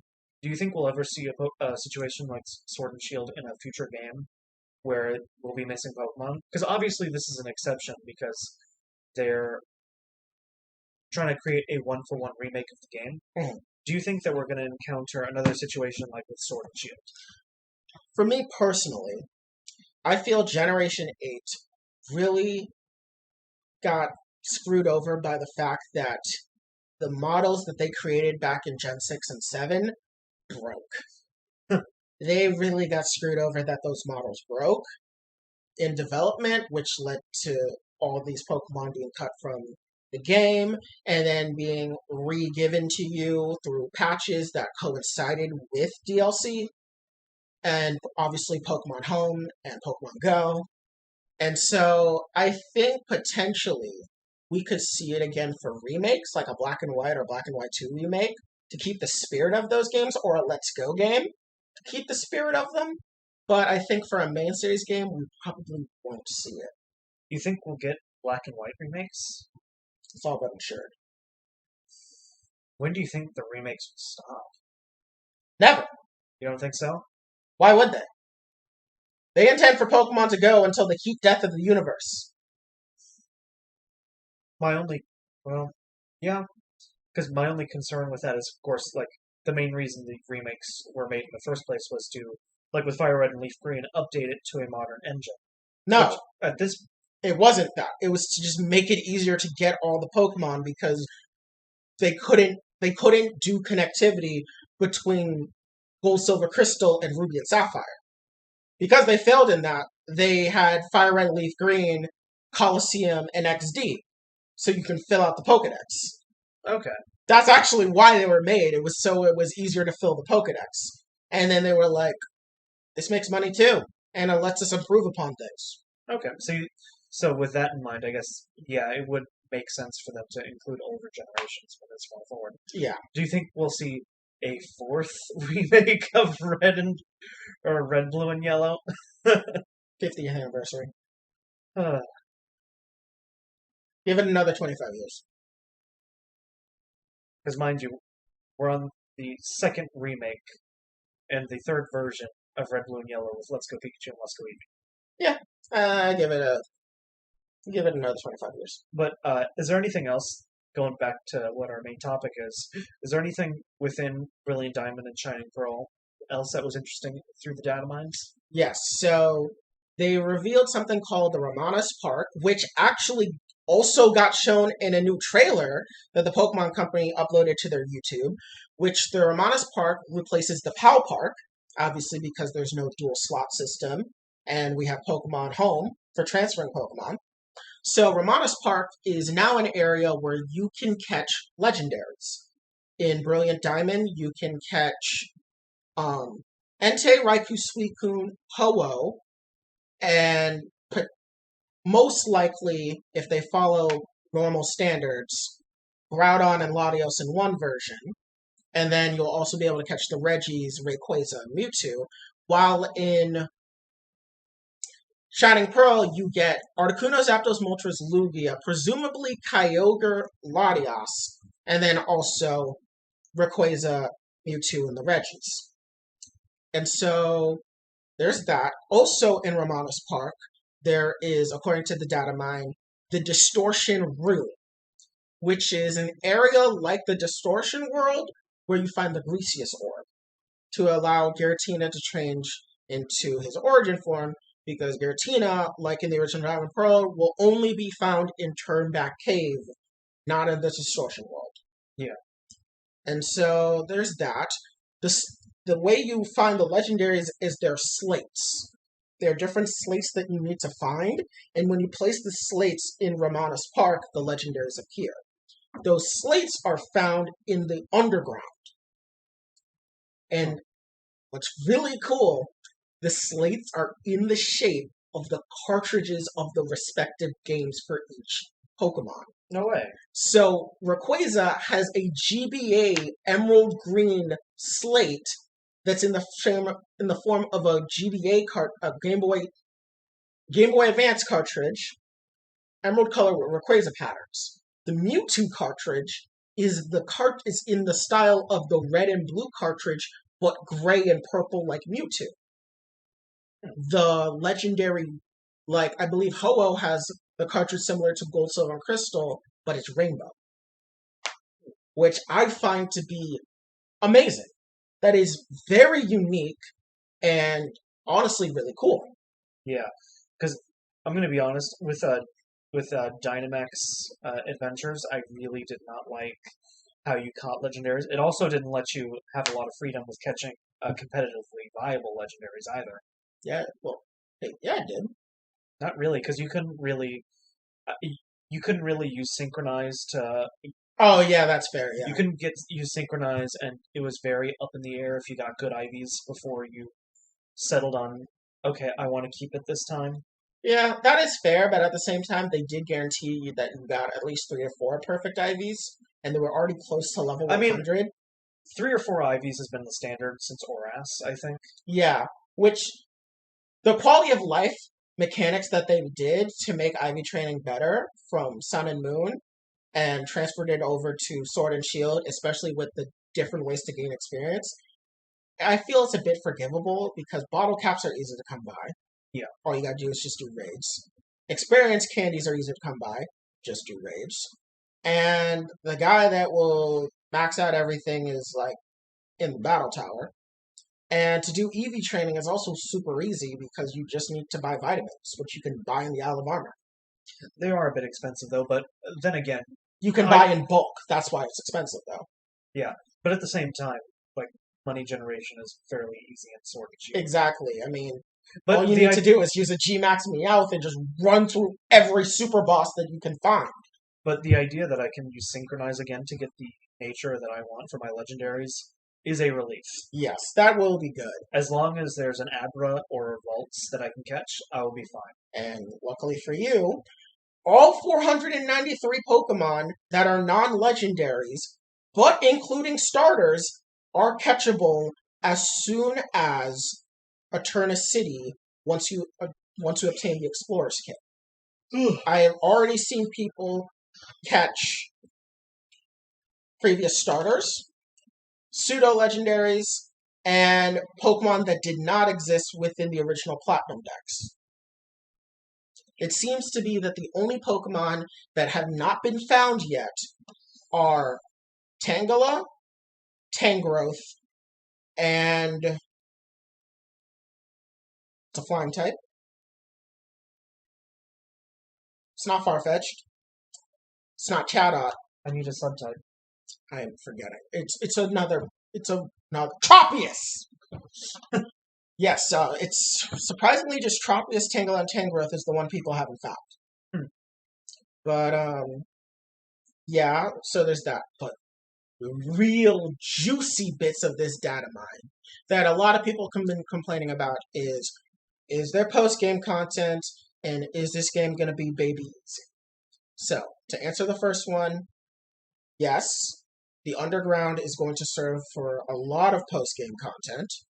Because the decks will still be big, even with restricted to the first 493. Yes. Which the fact that I remember that number is because I only remember that, like, and then for next Pokedex gens, I can't remember the number. Oh yeah, I can't remember past 400. Yeah, I can only remember the original 151, the 251, and is it like 383 or something like that? Something like that. But 493, that's the one I remember because that's where Arceus was. Yeah. But so for post game content, we know we're getting the underground. You still have the contests, maxing out all your contest stats. There is the battle tower, which looks to be completely revamped in the sense that there are now sub bosses within the battle tower, being gym leaders and rivals. I don't know if the stat trainers, Cheryl, Riley, Buck, Mira, and Marley, I don't know if they're in the battle tower as battleable opponents, but I know they're in there for multi-battles. You can team up with all of the following characters, plus you can also fight Mars and Jupiter. No word on Saturn yet. So you can fight all of them. Palmer is the tower tycoon. He's the big boss. But there are a bunch of sub-bosses, which are all gym leader rematches. There are multi-battles that you can do, which are finally back. And in the multi-battles, you face tag team bosses, such as Byron and Rourke, or Candace and Maylene, and most importantly, in my opinion, Barry and Palmer. That's actually a pretty good inclusion. Yes. For the longest time, we rarely saw any interaction between Barry and Palmer in the original Gen 4 games. Yeah, because the only instance of that was in the Pokemon anime, which, dear God, was that a long time ago. Yeah. So the fact that not only apparently in Palmer's dialogue, when you face him in single battles, he mentions Barry, but he actually teams up with Barry as a boss. So that is really interesting. And now, so that's just a lot of post-game content to do on its own. Yeah. But to answer the other big question, is it baby easy? The answer I have is no. So you know how I said that there is gym leader rematches in the battle tower. Now some of you may dismay, only battle tower. That is not the only way you rematch them. If you return to their gyms after you've entered the Hall of Fame for the first time, you can rebattle the gym leader. I believe you also need to have obtained the National Pokedex as well, which means you have to see the full Sinnoh Dex before getting the National Dex, but it's going to be super easy with the Underground now.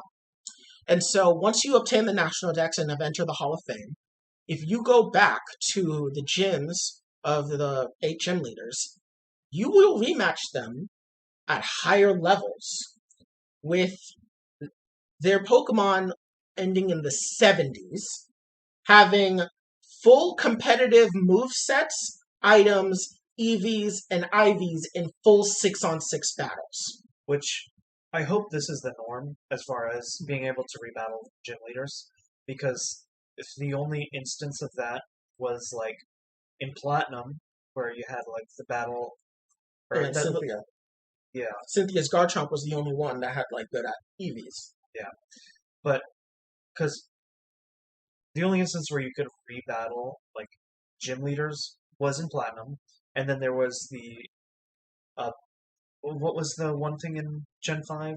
So the way you could rebattle gym leaders has been you could rebattle them in Emerald at their gyms. If you got called by them on the Pokénav, you could rebattle them in Platinum through the Battleground. You could rebattle gym leaders in Heart Gold Soul Silver through the Fighting Dojo. You could rebattle gym leaders in Black 2 White through the Pokemon World Tournament, which included past gen gym leaders. Yeah. You could rebattle gym leaders in X and Y through what's it called? The Battle, not Maison. I think it's Battle Chateau? I think it is the Battle Chateau. You can rebattle gym leaders there. I don't know if you could rebattle. I think you could rebattle gym leaders in Oras. Actually, I don't think so. Let me just double check. I don't want to be wrong. Because it has been a while since we've had like a streamlined system of battling or rebattling them, and to the point where they're usable to train up weaker Pokemon. I mean, I would say Sword and Shield is probably one of the better examples because of the fact that you can rebattle the gym leaders at higher levels. Yeah. But you could rebattle gym leaders in Let's Go Pikachu and Eevee via going back to their gyms. I've just been traumatized from how Gen 5 did it, and I did not like it because you couldn't use them to train up your weaker Pokemon. Yeah. Yeah, it looks like I don't think you could actually rebattle gym leaders in Oras. Yeah.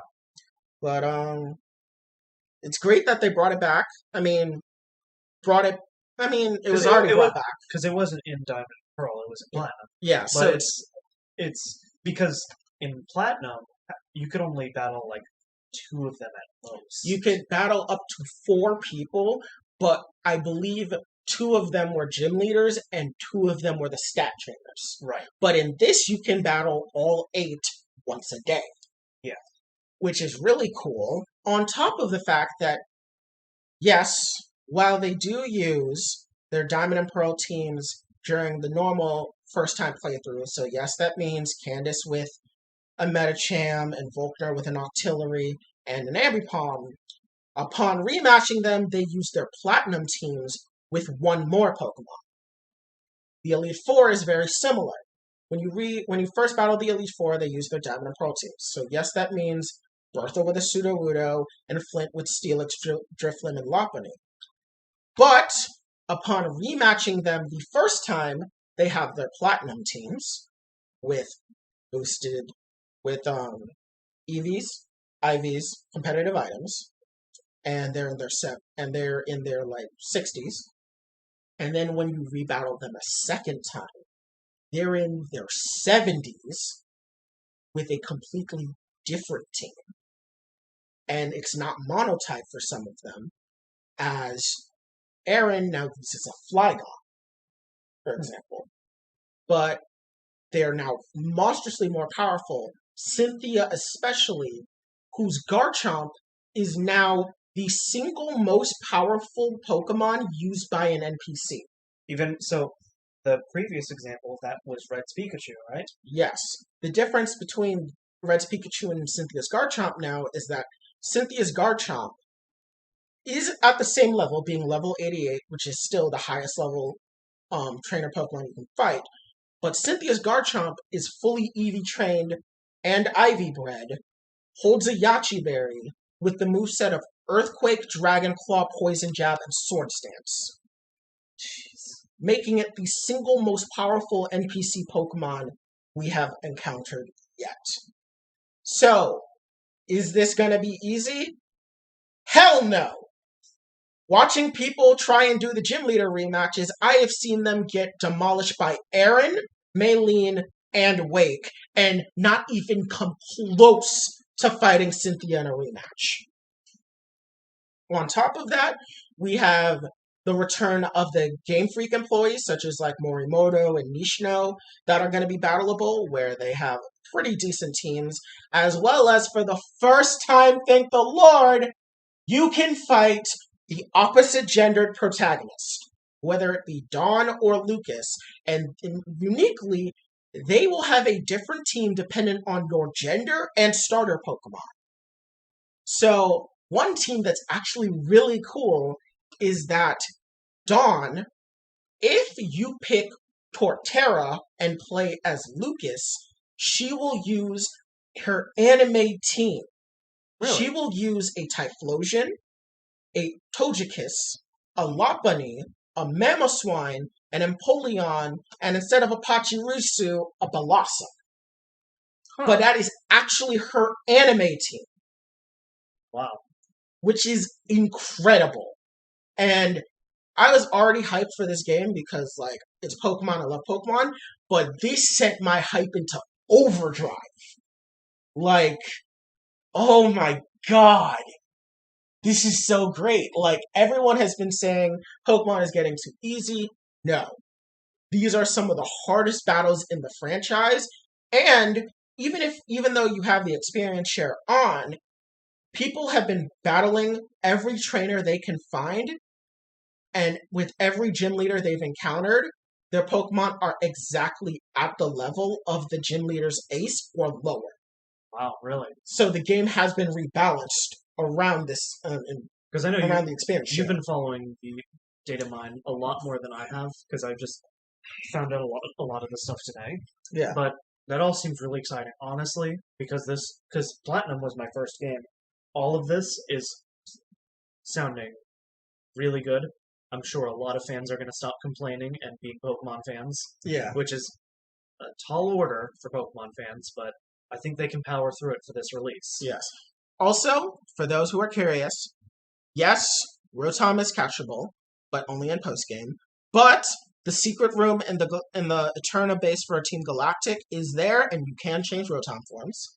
You obtain the secret key after you defeat or catch Rotom. I believe it's just catch Rotom. No news about if the Gengar boss fight in the old chateau is still there. You can. It's presumed you can still catch Heatran at Stark Mountain and Regigigas in Snow Point Temple. Giratina is obviously in Turnback Cave.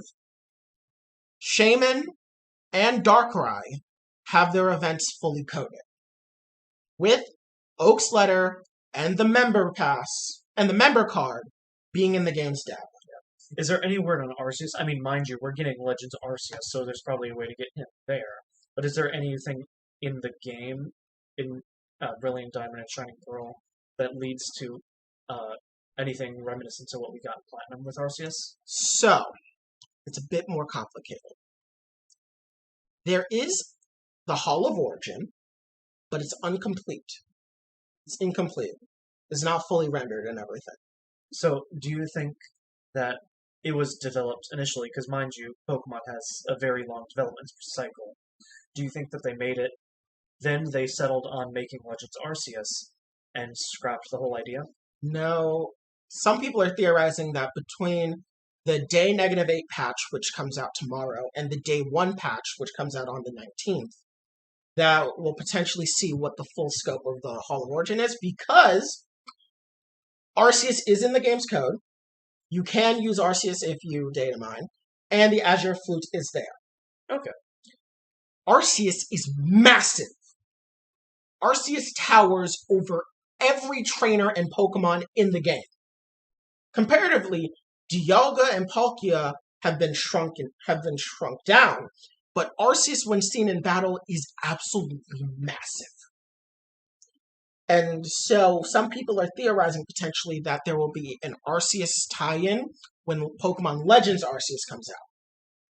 Speaking of tie-ins, in Brilliant Diamond Shining Pearl, once you reach Floroma Town, if you have Let's Go Pikachu or Let's Go Eevee save data on your Switch, a woman will give you a Mew, and if you have Pokemon Sword or Pokemon Shield save data, her husband will give you Jirachi.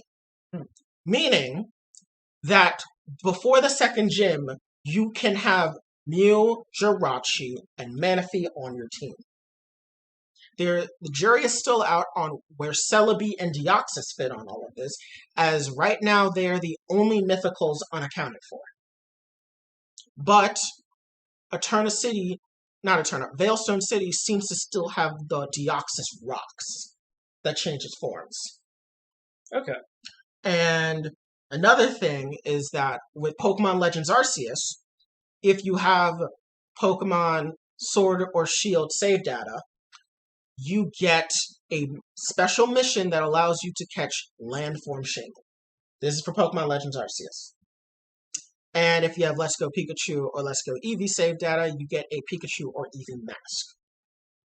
Also, just to set the record straight, the woman in Floroma Town that gives you the Rhasadia flower is in the game, meaning, yes, you can obtain Shaman Skyform. So, that's all I know from the Datamined, but I'm so excited to get this game. Oh yeah, this game is probably going to be really good, and I can't believe it comes out in like 9 days. Exactly. And not only that, I mean, we're probably going to get new info that are data mined because of the day -8 patch, which comes out tomorrow. Oh yeah, which is really weird. The fact that we're getting a day -8 patch. I believe it's because of reviewers, because reviewers get copies early. That is true. Also, one other thing. So, Mega Stones and Z Crystals. They are in the game. They are coded in the game, but they are leftover data as they were in Sword and Shield, meaning they are completely irrelevant. They are in there, but no Mega Evolutions are probably not returning.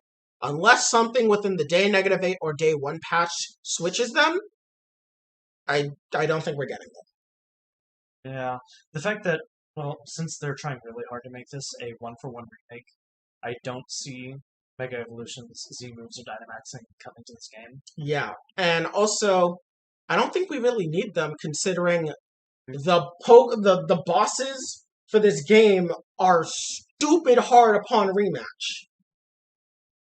And let's be honest here, Cynthia's Garchomp is probably better off being a regular Garchomp than a Mega. Yeah. Let's be honest here. Yeah. And also, I mean... And mind you, throughout Brilliant Diamond and Shining Pearl, most of the competitive scene will still be held in Sword and Shield, so there really is no reason to have it in to like keep competitive interesting. So that's not even a worry when it comes to developing this game. Yeah. Also, Hidden Power has returned, but it's only for Unknown. But Return has returned, as well as Toxic Thread, Psycho Boost, Dark Void, and Seed Flare, amongst other moves. All right. So all of those are there. All right. So that is all for Brilliant Diamond Shining Pearl. It's a lot, and I'm excited for the game. Oh, for sure. And so for our next segment, I think we're going to do this really quickly because it's already been talked to death. But I really do want to bring up the Astroworld tragedy that happened last week. Yeah. As some of you may already know, Travis Scott hosts the Astroworld Festival, which is his big festival in his hometown of Houston. And unfortunately, what happened is, in his crowd, 8 people were tragically killed, and 2 people were injured. No, multiple people were injured, 2 in critical condition. That's right. One of which is a 10-year-old boy. Yeah, so really, it all brings up into question, like, who is responsible? And through multiple videos that have come out recently, it's starting to shift who we are starting to blame, which most of the blame should be on Live Nation, which is the organization that helps, or the company that helps organize these events. Yes. I mean, with more evidence that has come out, it looks like, I mean, because we do want to set the record straight and say that Travis Scott did stop the performance.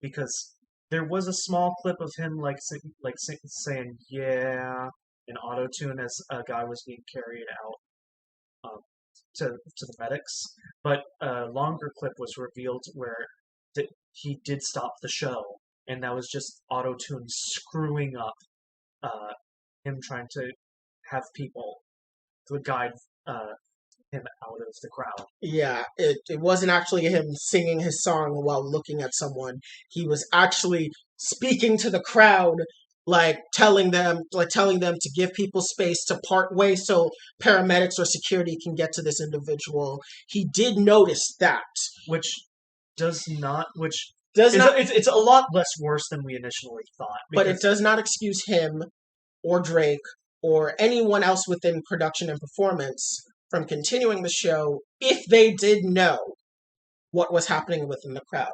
And the big problem is that the crowd was shifting so much it looked like the crowd was a wave in the ocean.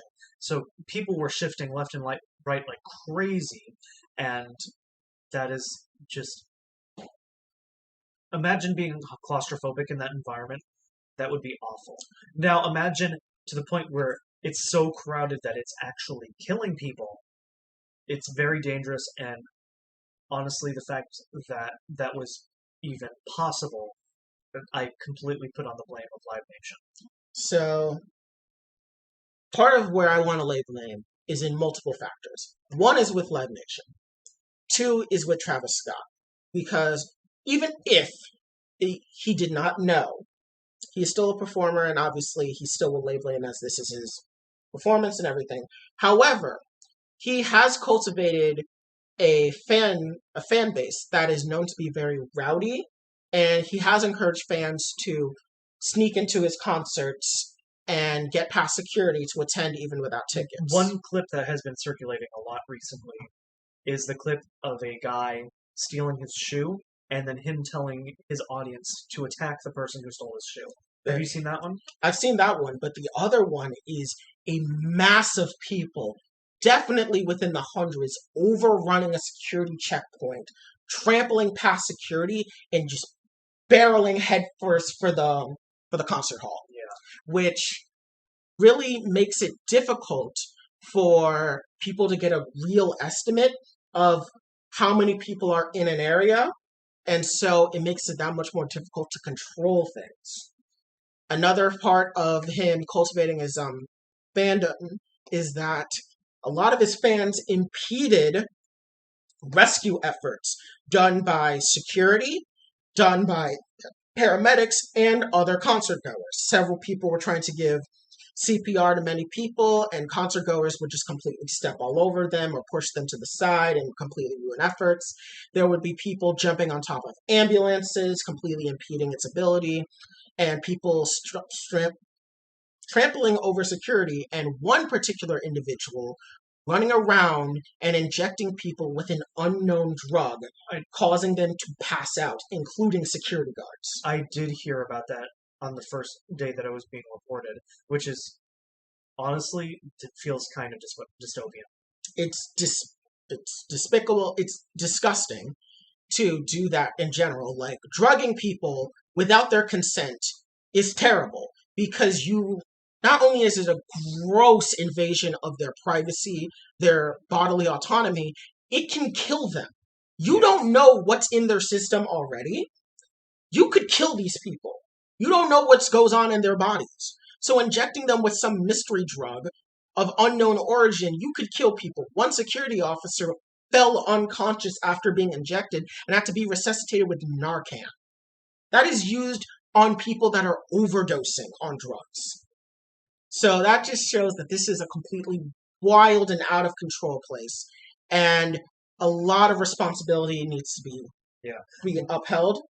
But we do want to set the record straight, the fact that we don't want to depict Travis Scott as like this heartless person, but at the same time, he does hold a lot of the blame for what has happened. Exactly. He most definitely does hold a lot of blame. I would also say Drake as well, as he is a fellow performer and someone that has been performing longer than Travis. Yeah. Meaning, even if Travis didn't notice it, Drake should have been more aware because he is the veteran. He is friends with Travis Scott. He should also have his eye on things to make sure that his friend has a good performance. Which when this video gets uploaded to YouTube, we will link the full clip that shows him actually stopping the show Yes. because the initial clip it depicts him as extremely heartless. So having that extra clip will add context. Yes, the video we'll link is by a YouTuber named Blackie Speaks. He is a hip hop YouTuber, and he had been following the Travis Scott story, and he actually has a video of the full thing. So shout out to him for getting the full clip to try and set the record straight. Because a lot of people really have not been covering the full context. Because I mean, mind you, the first clip that has been shown is completely astonishing, but it doesn't provide the full context, and that's what we want right here. Yeah. But that's what we wanted to say on it. One other thing that we want to say, it was not a demon sacrifice! Oh yeah, there's been a few other things that have been popped up saying that this was intentional, that this was a QAnon demon sacrifice. Exactly. And that's ridiculous. It's ridiculous. Moving on, as far as that's concerned, let's have a little bit of levity with this next segment. Because I think we'll take a little more time on this one because... Yeah.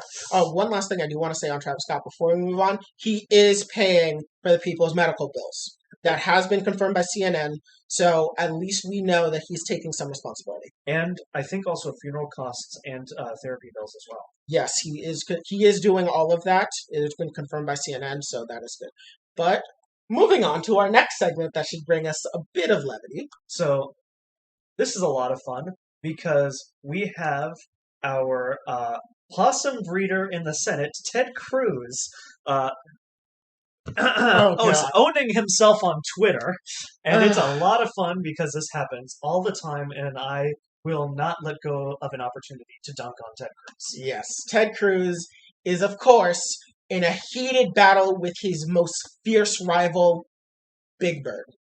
Yes. So, for context, Big Bird let out a tweet for parents to show to their kids, like, hey, Big Bird is getting his COVID-19 vaccine, and now that COVID is now accessible to kids above the age of 5. COVID vaccines. COVID vaccines are accessible for the kids above the age of 5, that it should be good for role models to show that they are able to take this and should not be afraid. And then also a CNN follow-up interview with people, or with characters such as Big Bird, Rosita, and characters like that, also partook with, I believe it was Sanjay Gupta? I think so. And they did that. And in response, Ted Cruz, in his brilliant train of thought, goes on Twitter and says, wow, propaganda aimed for 5-year-olds. And, the internet has been roasting him like crazy. Yeah. For one, this isn't new. Big Bird has been advertising vaccines since what? 1972. Yeah, he's been advertising vaccines since the 70s, people. This ain't new for Big Bird. This ain't his first rodeo with the vaccines. Second of all, Ted Cruz is an idiot. Yeah. So, of course, going after Big Bird resulted in the following. Ratio plus L plus you fell off, you suck. Oh, yeah. Like, because there have been several parody accounts that have come from this. Like, a parody Big Bird account has come out and it's like, well, I can definitely tell you how long it takes to fly from Texas to Cancun. He said, well, Ted Cruz can't give you much advice on vaccines, but he can give you advice on how to get to Cancun. And then there was a Cookie Monster one that absolutely destroyed him. And even Seth MacFarlane got on the ribbing saying that he's dumber than every single puppet in Sesame Street. Listen, when you're getting called dumber than Fozzie Bear, God, Ernie, Bert, the Count, goddamn. Basically called him the whole ass circus, which he is. He's a fucking Carnival Roadshow. Because, I mean, come on. Propaganda? You're calling It's a the health PSA. like the whole point of it is for parents to make their kids less afraid of taking the vaccine. This isn't some deep state propaganda tool that is supposed to indoctrinate our youth. Like, come on. Yeah. But let's be honest here. Ted is only doing this because it's a virtue signal to his base. He doesn't actually care about Big Bird. He's just like, this'll score me some points with the base. Give me them Trumpies over here and let them vote me back. I really hope that O'Rourke does something to get him out of there. Boy, I'm going to be perfectly honest with you. Ted Cruz has a stranglehold over Texas. That man ain't going anytime soon unless he dies or he retires. So, unfortunately, he's not going anytime soon. But it is fun to dunk on him while he's still in office. But I do want to move from the Senate. Wait. Before we do this, I have to give you the obligatory reminder that Ted Cruz retweeted incest porn on his Twitter. Never forget. We never will. But now I want to move from the Senate to the House. Okay. Now, when I first saw this, I contemplated everything in life. I am pretty sure about 55% of my brain cells died after watching what I saw. No. Let's keep things a little light. Let's save that one for later. I still want to have a good mood first before we get into this. Fine. So let's talk about the other representative, because I know where you're going. Let's talk about Josh Hawley. And okay, we're talking about him. Let's keep it light for now. Let's not have a dark light sandwich, please. Fine. Well, the point still stands. I did lose about 55% of my brain cells listening to Josh Hawley. That's for damn sure. So his whole thing is he went to what was the whole thing? It was the National Conservative Conference. And so he is saying that I forget the exact words, but he said that the main failing of masculinity is liberalism through video games and porn. Yes, he believes that because of the fact that we have become more aware as a populace about things such as patriarchy, the failings of capitalism, toxic masculinity, the fact that gender roles are rigid and destructive, the fact that gender is a social construct, this and like all these other things. He takes that as a sign that masculinity is under attack. And note, when he says masculinity, please read this as cis, white, male, mainly Anglo-Saxon men. Because his whole rant was the fact that people are getting, or that group is getting into marriages less, being a father to a family less, and creating less offspring to continue their generations. Which, that is kind of true. However, the reason being is because of the crushing weight of capitalism.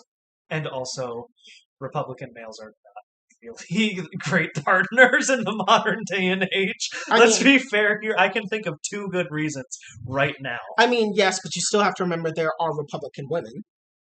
So, of course, they're going to meet up and, Republican men and Republican women will still get together.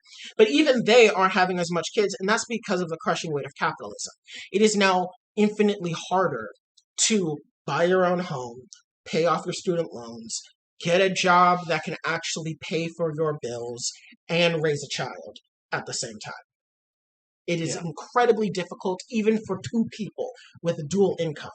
And because of that, it's made it so that the younger generations are less incentivized to actually commit to marriage or commit to family creation because it's expensive. Honestly, a lot of people in this current generation see kids as a non-necessity, and they just won't do it because kids cost $10,000 a year? Yeah, kids cost a lot of money.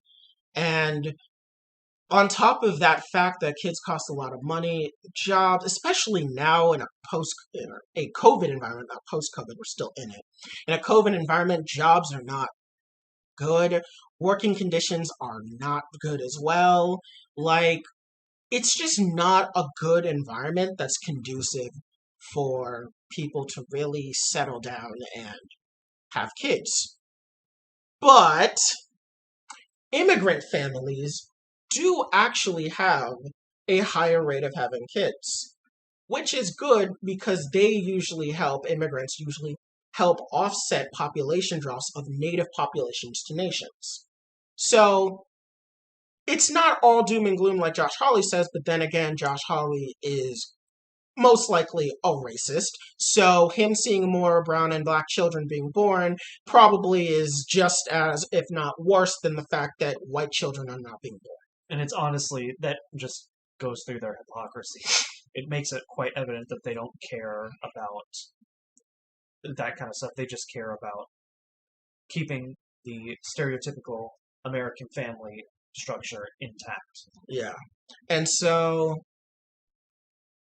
Josh Hawley then extrapolated all these things to mean that because of our greater awareness of gender inequality and all those things that I said earlier, that men are now hunkering down and consuming more pornography and more video games, and because they are now consuming those things more, that is the reason why there is less families, like less people getting married, less people having kids, less people working, so on and so forth. Which doesn't make any sense at all. I mean, let's be honest here. Like, you can say that about any activity. It's just conservatives hate when their kids play video games. Yeah. And at this point, I'm pretty sure this is just a self-report on his part. Because let's just be honest here. Anyone complaining about society's overindulgence in pornography indulges in a lot of pornography. Yeah, this man most definitely jerks it to bang gross 24/7. Like, yeah. And mind you, this is a guy who wants to follow in Trump's footsteps, like, desperately. He was one of the first people to come out against the impeachment. Yeah. Or the second impeachment, I should say. Yeah, and he was notable for giving a fist bump to, like, a fist pound in the air towards the January 6th protesters before they turned from protesters to insurrectionists. Yes. So this is a guy who sees a very successful future in his career as a politician. And, I mean, it's kind of a ritual that you have to dunk on yourself to be a Republican, but... And then he went on to Axios and further dug his own grave. Yeah, and this general idea that the modern day is full of degeneracy, and that's weakening the foundations of our civilization, is bullshit. This has been parroted by mainly authoritarian and fascist-aligned people for centuries. It's not true. The true things that decay a society is when the populace is truly not being taken care of, meaning that the systems have broken down. Because if you don't have a populace that actually can help contribute to the system cannot function anymore. That is what truly will lead to a decline. So Josh Hawley wants to virtue signal about the decline in family and the decline in birth rates and all that different stuff. And for me personally, I do think it's a problem. However, I see it as a different problem than he does. I don't see it as a problem stemming from this moral degradation caused by the liberal Marxist feminists and their gender agendas. I see this as a failing of our government and a failing of the capitalist structure that we have in place that perpetrates inequality and does not incentivize people to build families in. But at the end of the day, Republicans will not fix the system because they are incentivized not to, because at the end of the day, they are making more money as a politician, not helping greater people. Yes, and to be perfectly honest with you, Josh Hawley does not actually care if you have kids. Josh Hawley does not care if you have a job. Josh Hawley does not care if you get married. This is all a dog whistle and a virtue signal to signal, the great replacement and all this other esoteric neo-fascist bullshit. Yeah. And really, I hate when Republicans talk about this because there is a little kernel of truth about it being an issue, but they run with it to the exact opposite extreme of what causes the problem, that it really disincentivizes people, specifically people on the left, from even approaching the fact that this is an issue. Like the fact that people aren't getting married as much and not having kids as much, and overall are not happy, is a real problem in this country. But it's not because of the liberal the liberal. I'm trying to continue this joke here. I'm sorry. The idea that there's liberalism in video games and pornography, Or the idea that the liberalism of the world pushes you to video games and pornography. but it's the fact that people are just not interacting as they used to before, and that is subject to the suburbanization that we have been put under because of capitalism. Exactly. The fact that the suburbs have become so prolific has meant that transportation requires automobiles. And so transporting in your own car gives you less of social interactions compared to walking down the street in the city or taking the city bus or the metro or whatever. And also the fact that people have become awakened to the hypocrisy of the church. People are not meeting in communities anymore either. They're not incentivized to meet in groups of more than 20 people anymore. Exactly. Like for better or worse, the church was a community center for a lot of people. And it led to a lot of social interactions. And those social interactions did bore relationships, romantic, platonic, friendships, mentorships, whatever. Exactly. It led to several opportunities, I'm sure, as well.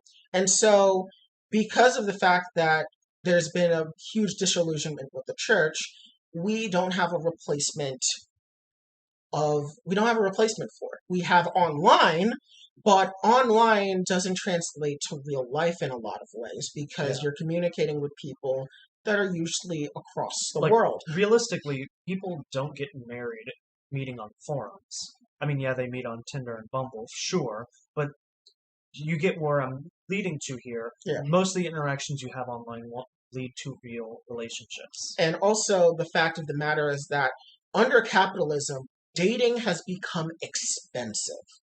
Whether it's through dating apps, which charge you exorbitant fees to help you not get screwed over by their algorithms that intentionally push you down so you feel incentivized to purchase their premium, gold, whatever subscriptions that will then make so the algorithm doesn't screw you over. So then you have a chance of even talking to someone.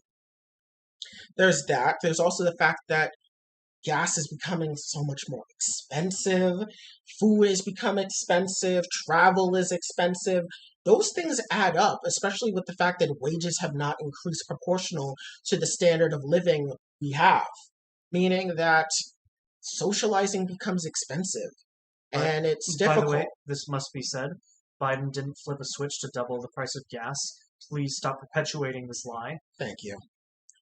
But it's just people aren't incentivized to meet anymore. And while we did start this off just completely roasting Josh Hawley because he is roastable, he is in my opinion, he's a fascist, just waiting for the full mask to fall off at this point.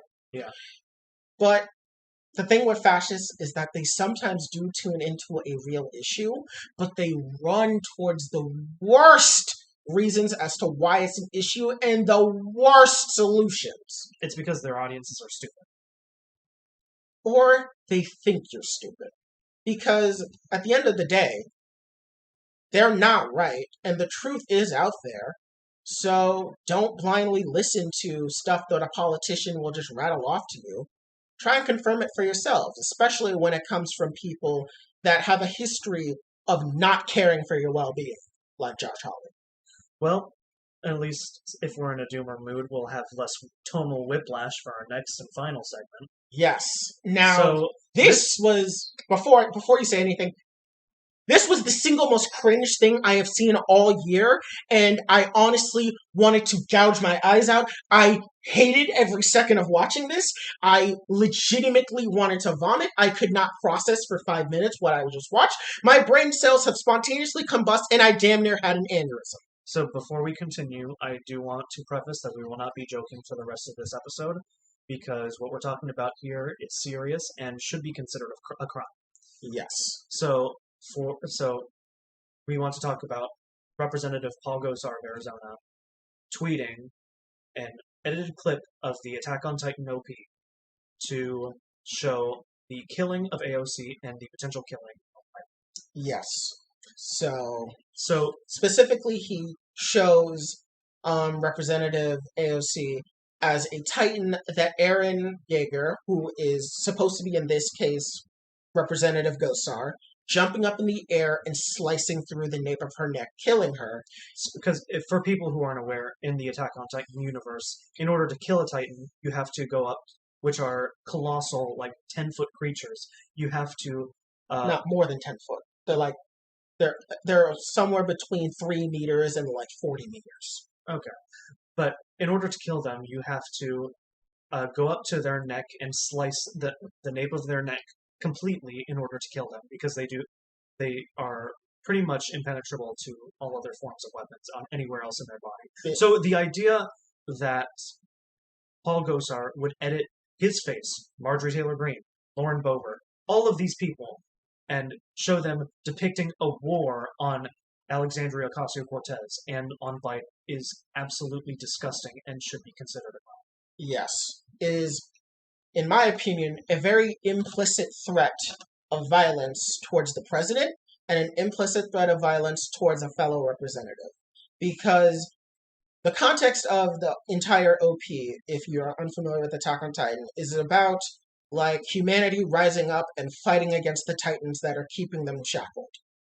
And so having himself and Representatives Boebert and Marjorie Taylor Greene as the Survey Corps killing Titans is very much implying that Democrats like Ocasio-Cortez and Biden are keeping humanity down and thus must be killed to obtain freedom.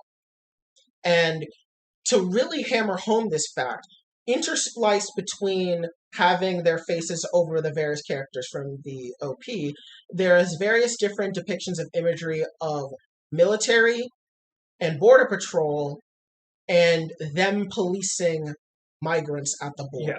For example, they replaced segments of Titans approaching the wall with immigrants crossing the border and crossing rivers in order to reach the U.S., which is absolutely disgusting. It is. It is inherently trying to dehumanize these people, and also, in a way, drawing a conclusion that if killing Titans is okay, an Attack on Titan, and these people are comparable to Titans, that it may be okay to kill these people, which is despicable. And this isn't the first time that we've seen threats against politicians. In her run for Congress, Marjorie Taylor Greene put up several posters on Twitter having her holding something similar to an AK-47. I remember, I'm not good with guns. A type of rifle. A type of rifle. And right next to her are pictures of the squad, which is an implicit way of saying we have to use our Second Amendment rights against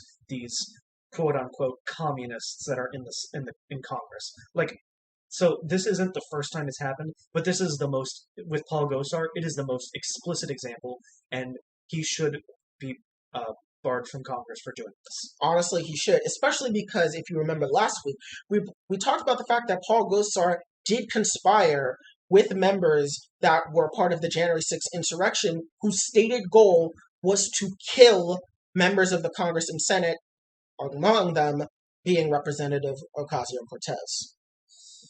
So it is not unprecedented for Representative Gosar to be in support of violence against Democrats as a whole, but specifically AOC herself. And I want to give props to her because she she is a strong member of Congress.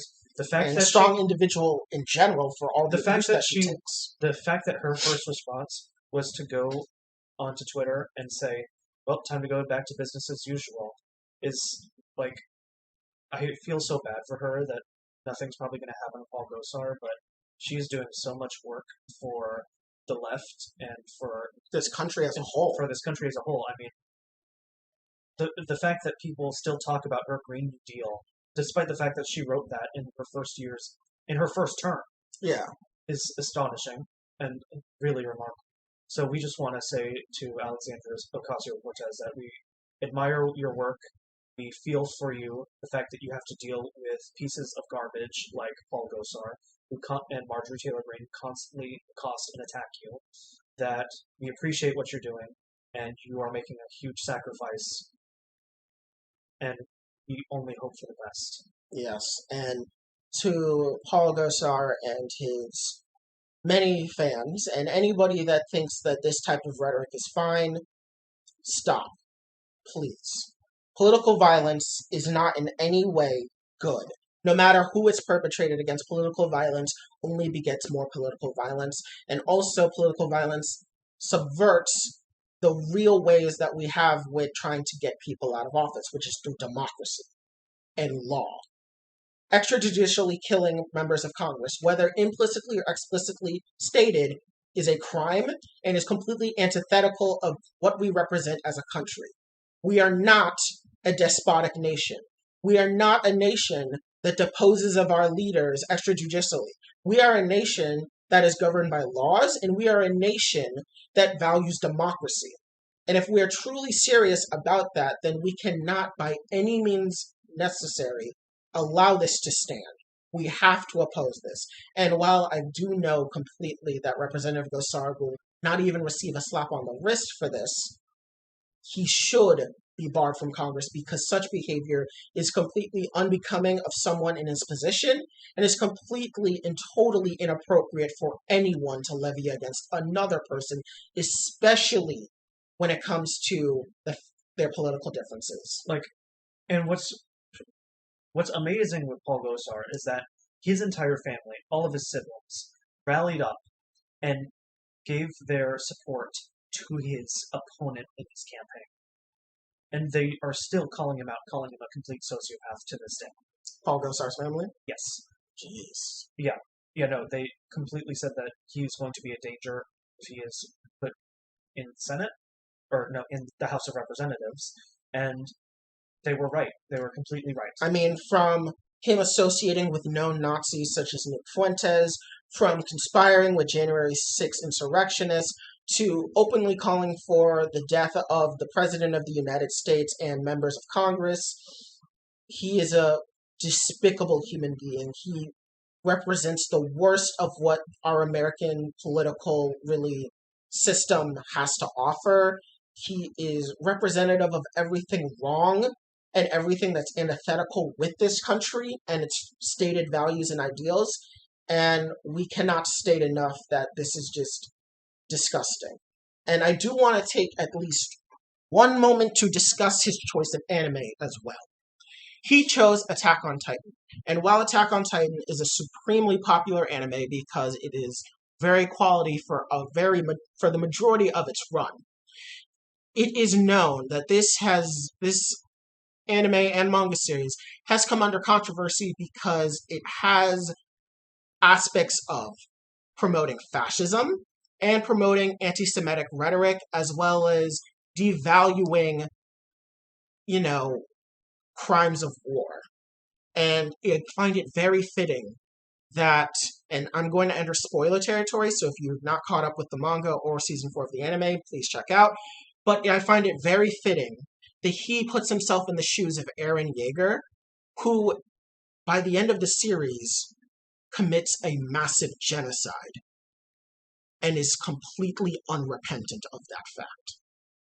And I find that all the more telling, that not only did he choose this anime, known for potentially having fascist sympathies and having potentially anti-Semitic rhetoric, but him putting his face on a character that would come out to be the greatest villain of the entire series who murders billions and is completely unrepentant of that fact, I think is telling completely. Yeah. I mean, neither of us are fans of the show or the manga. Anymore. I just want to say it was great, but the latter half of the series really just did not connect with me, and the ending supremely disappointed me, but this is not the time or place to really get into detail about that. But, yeah.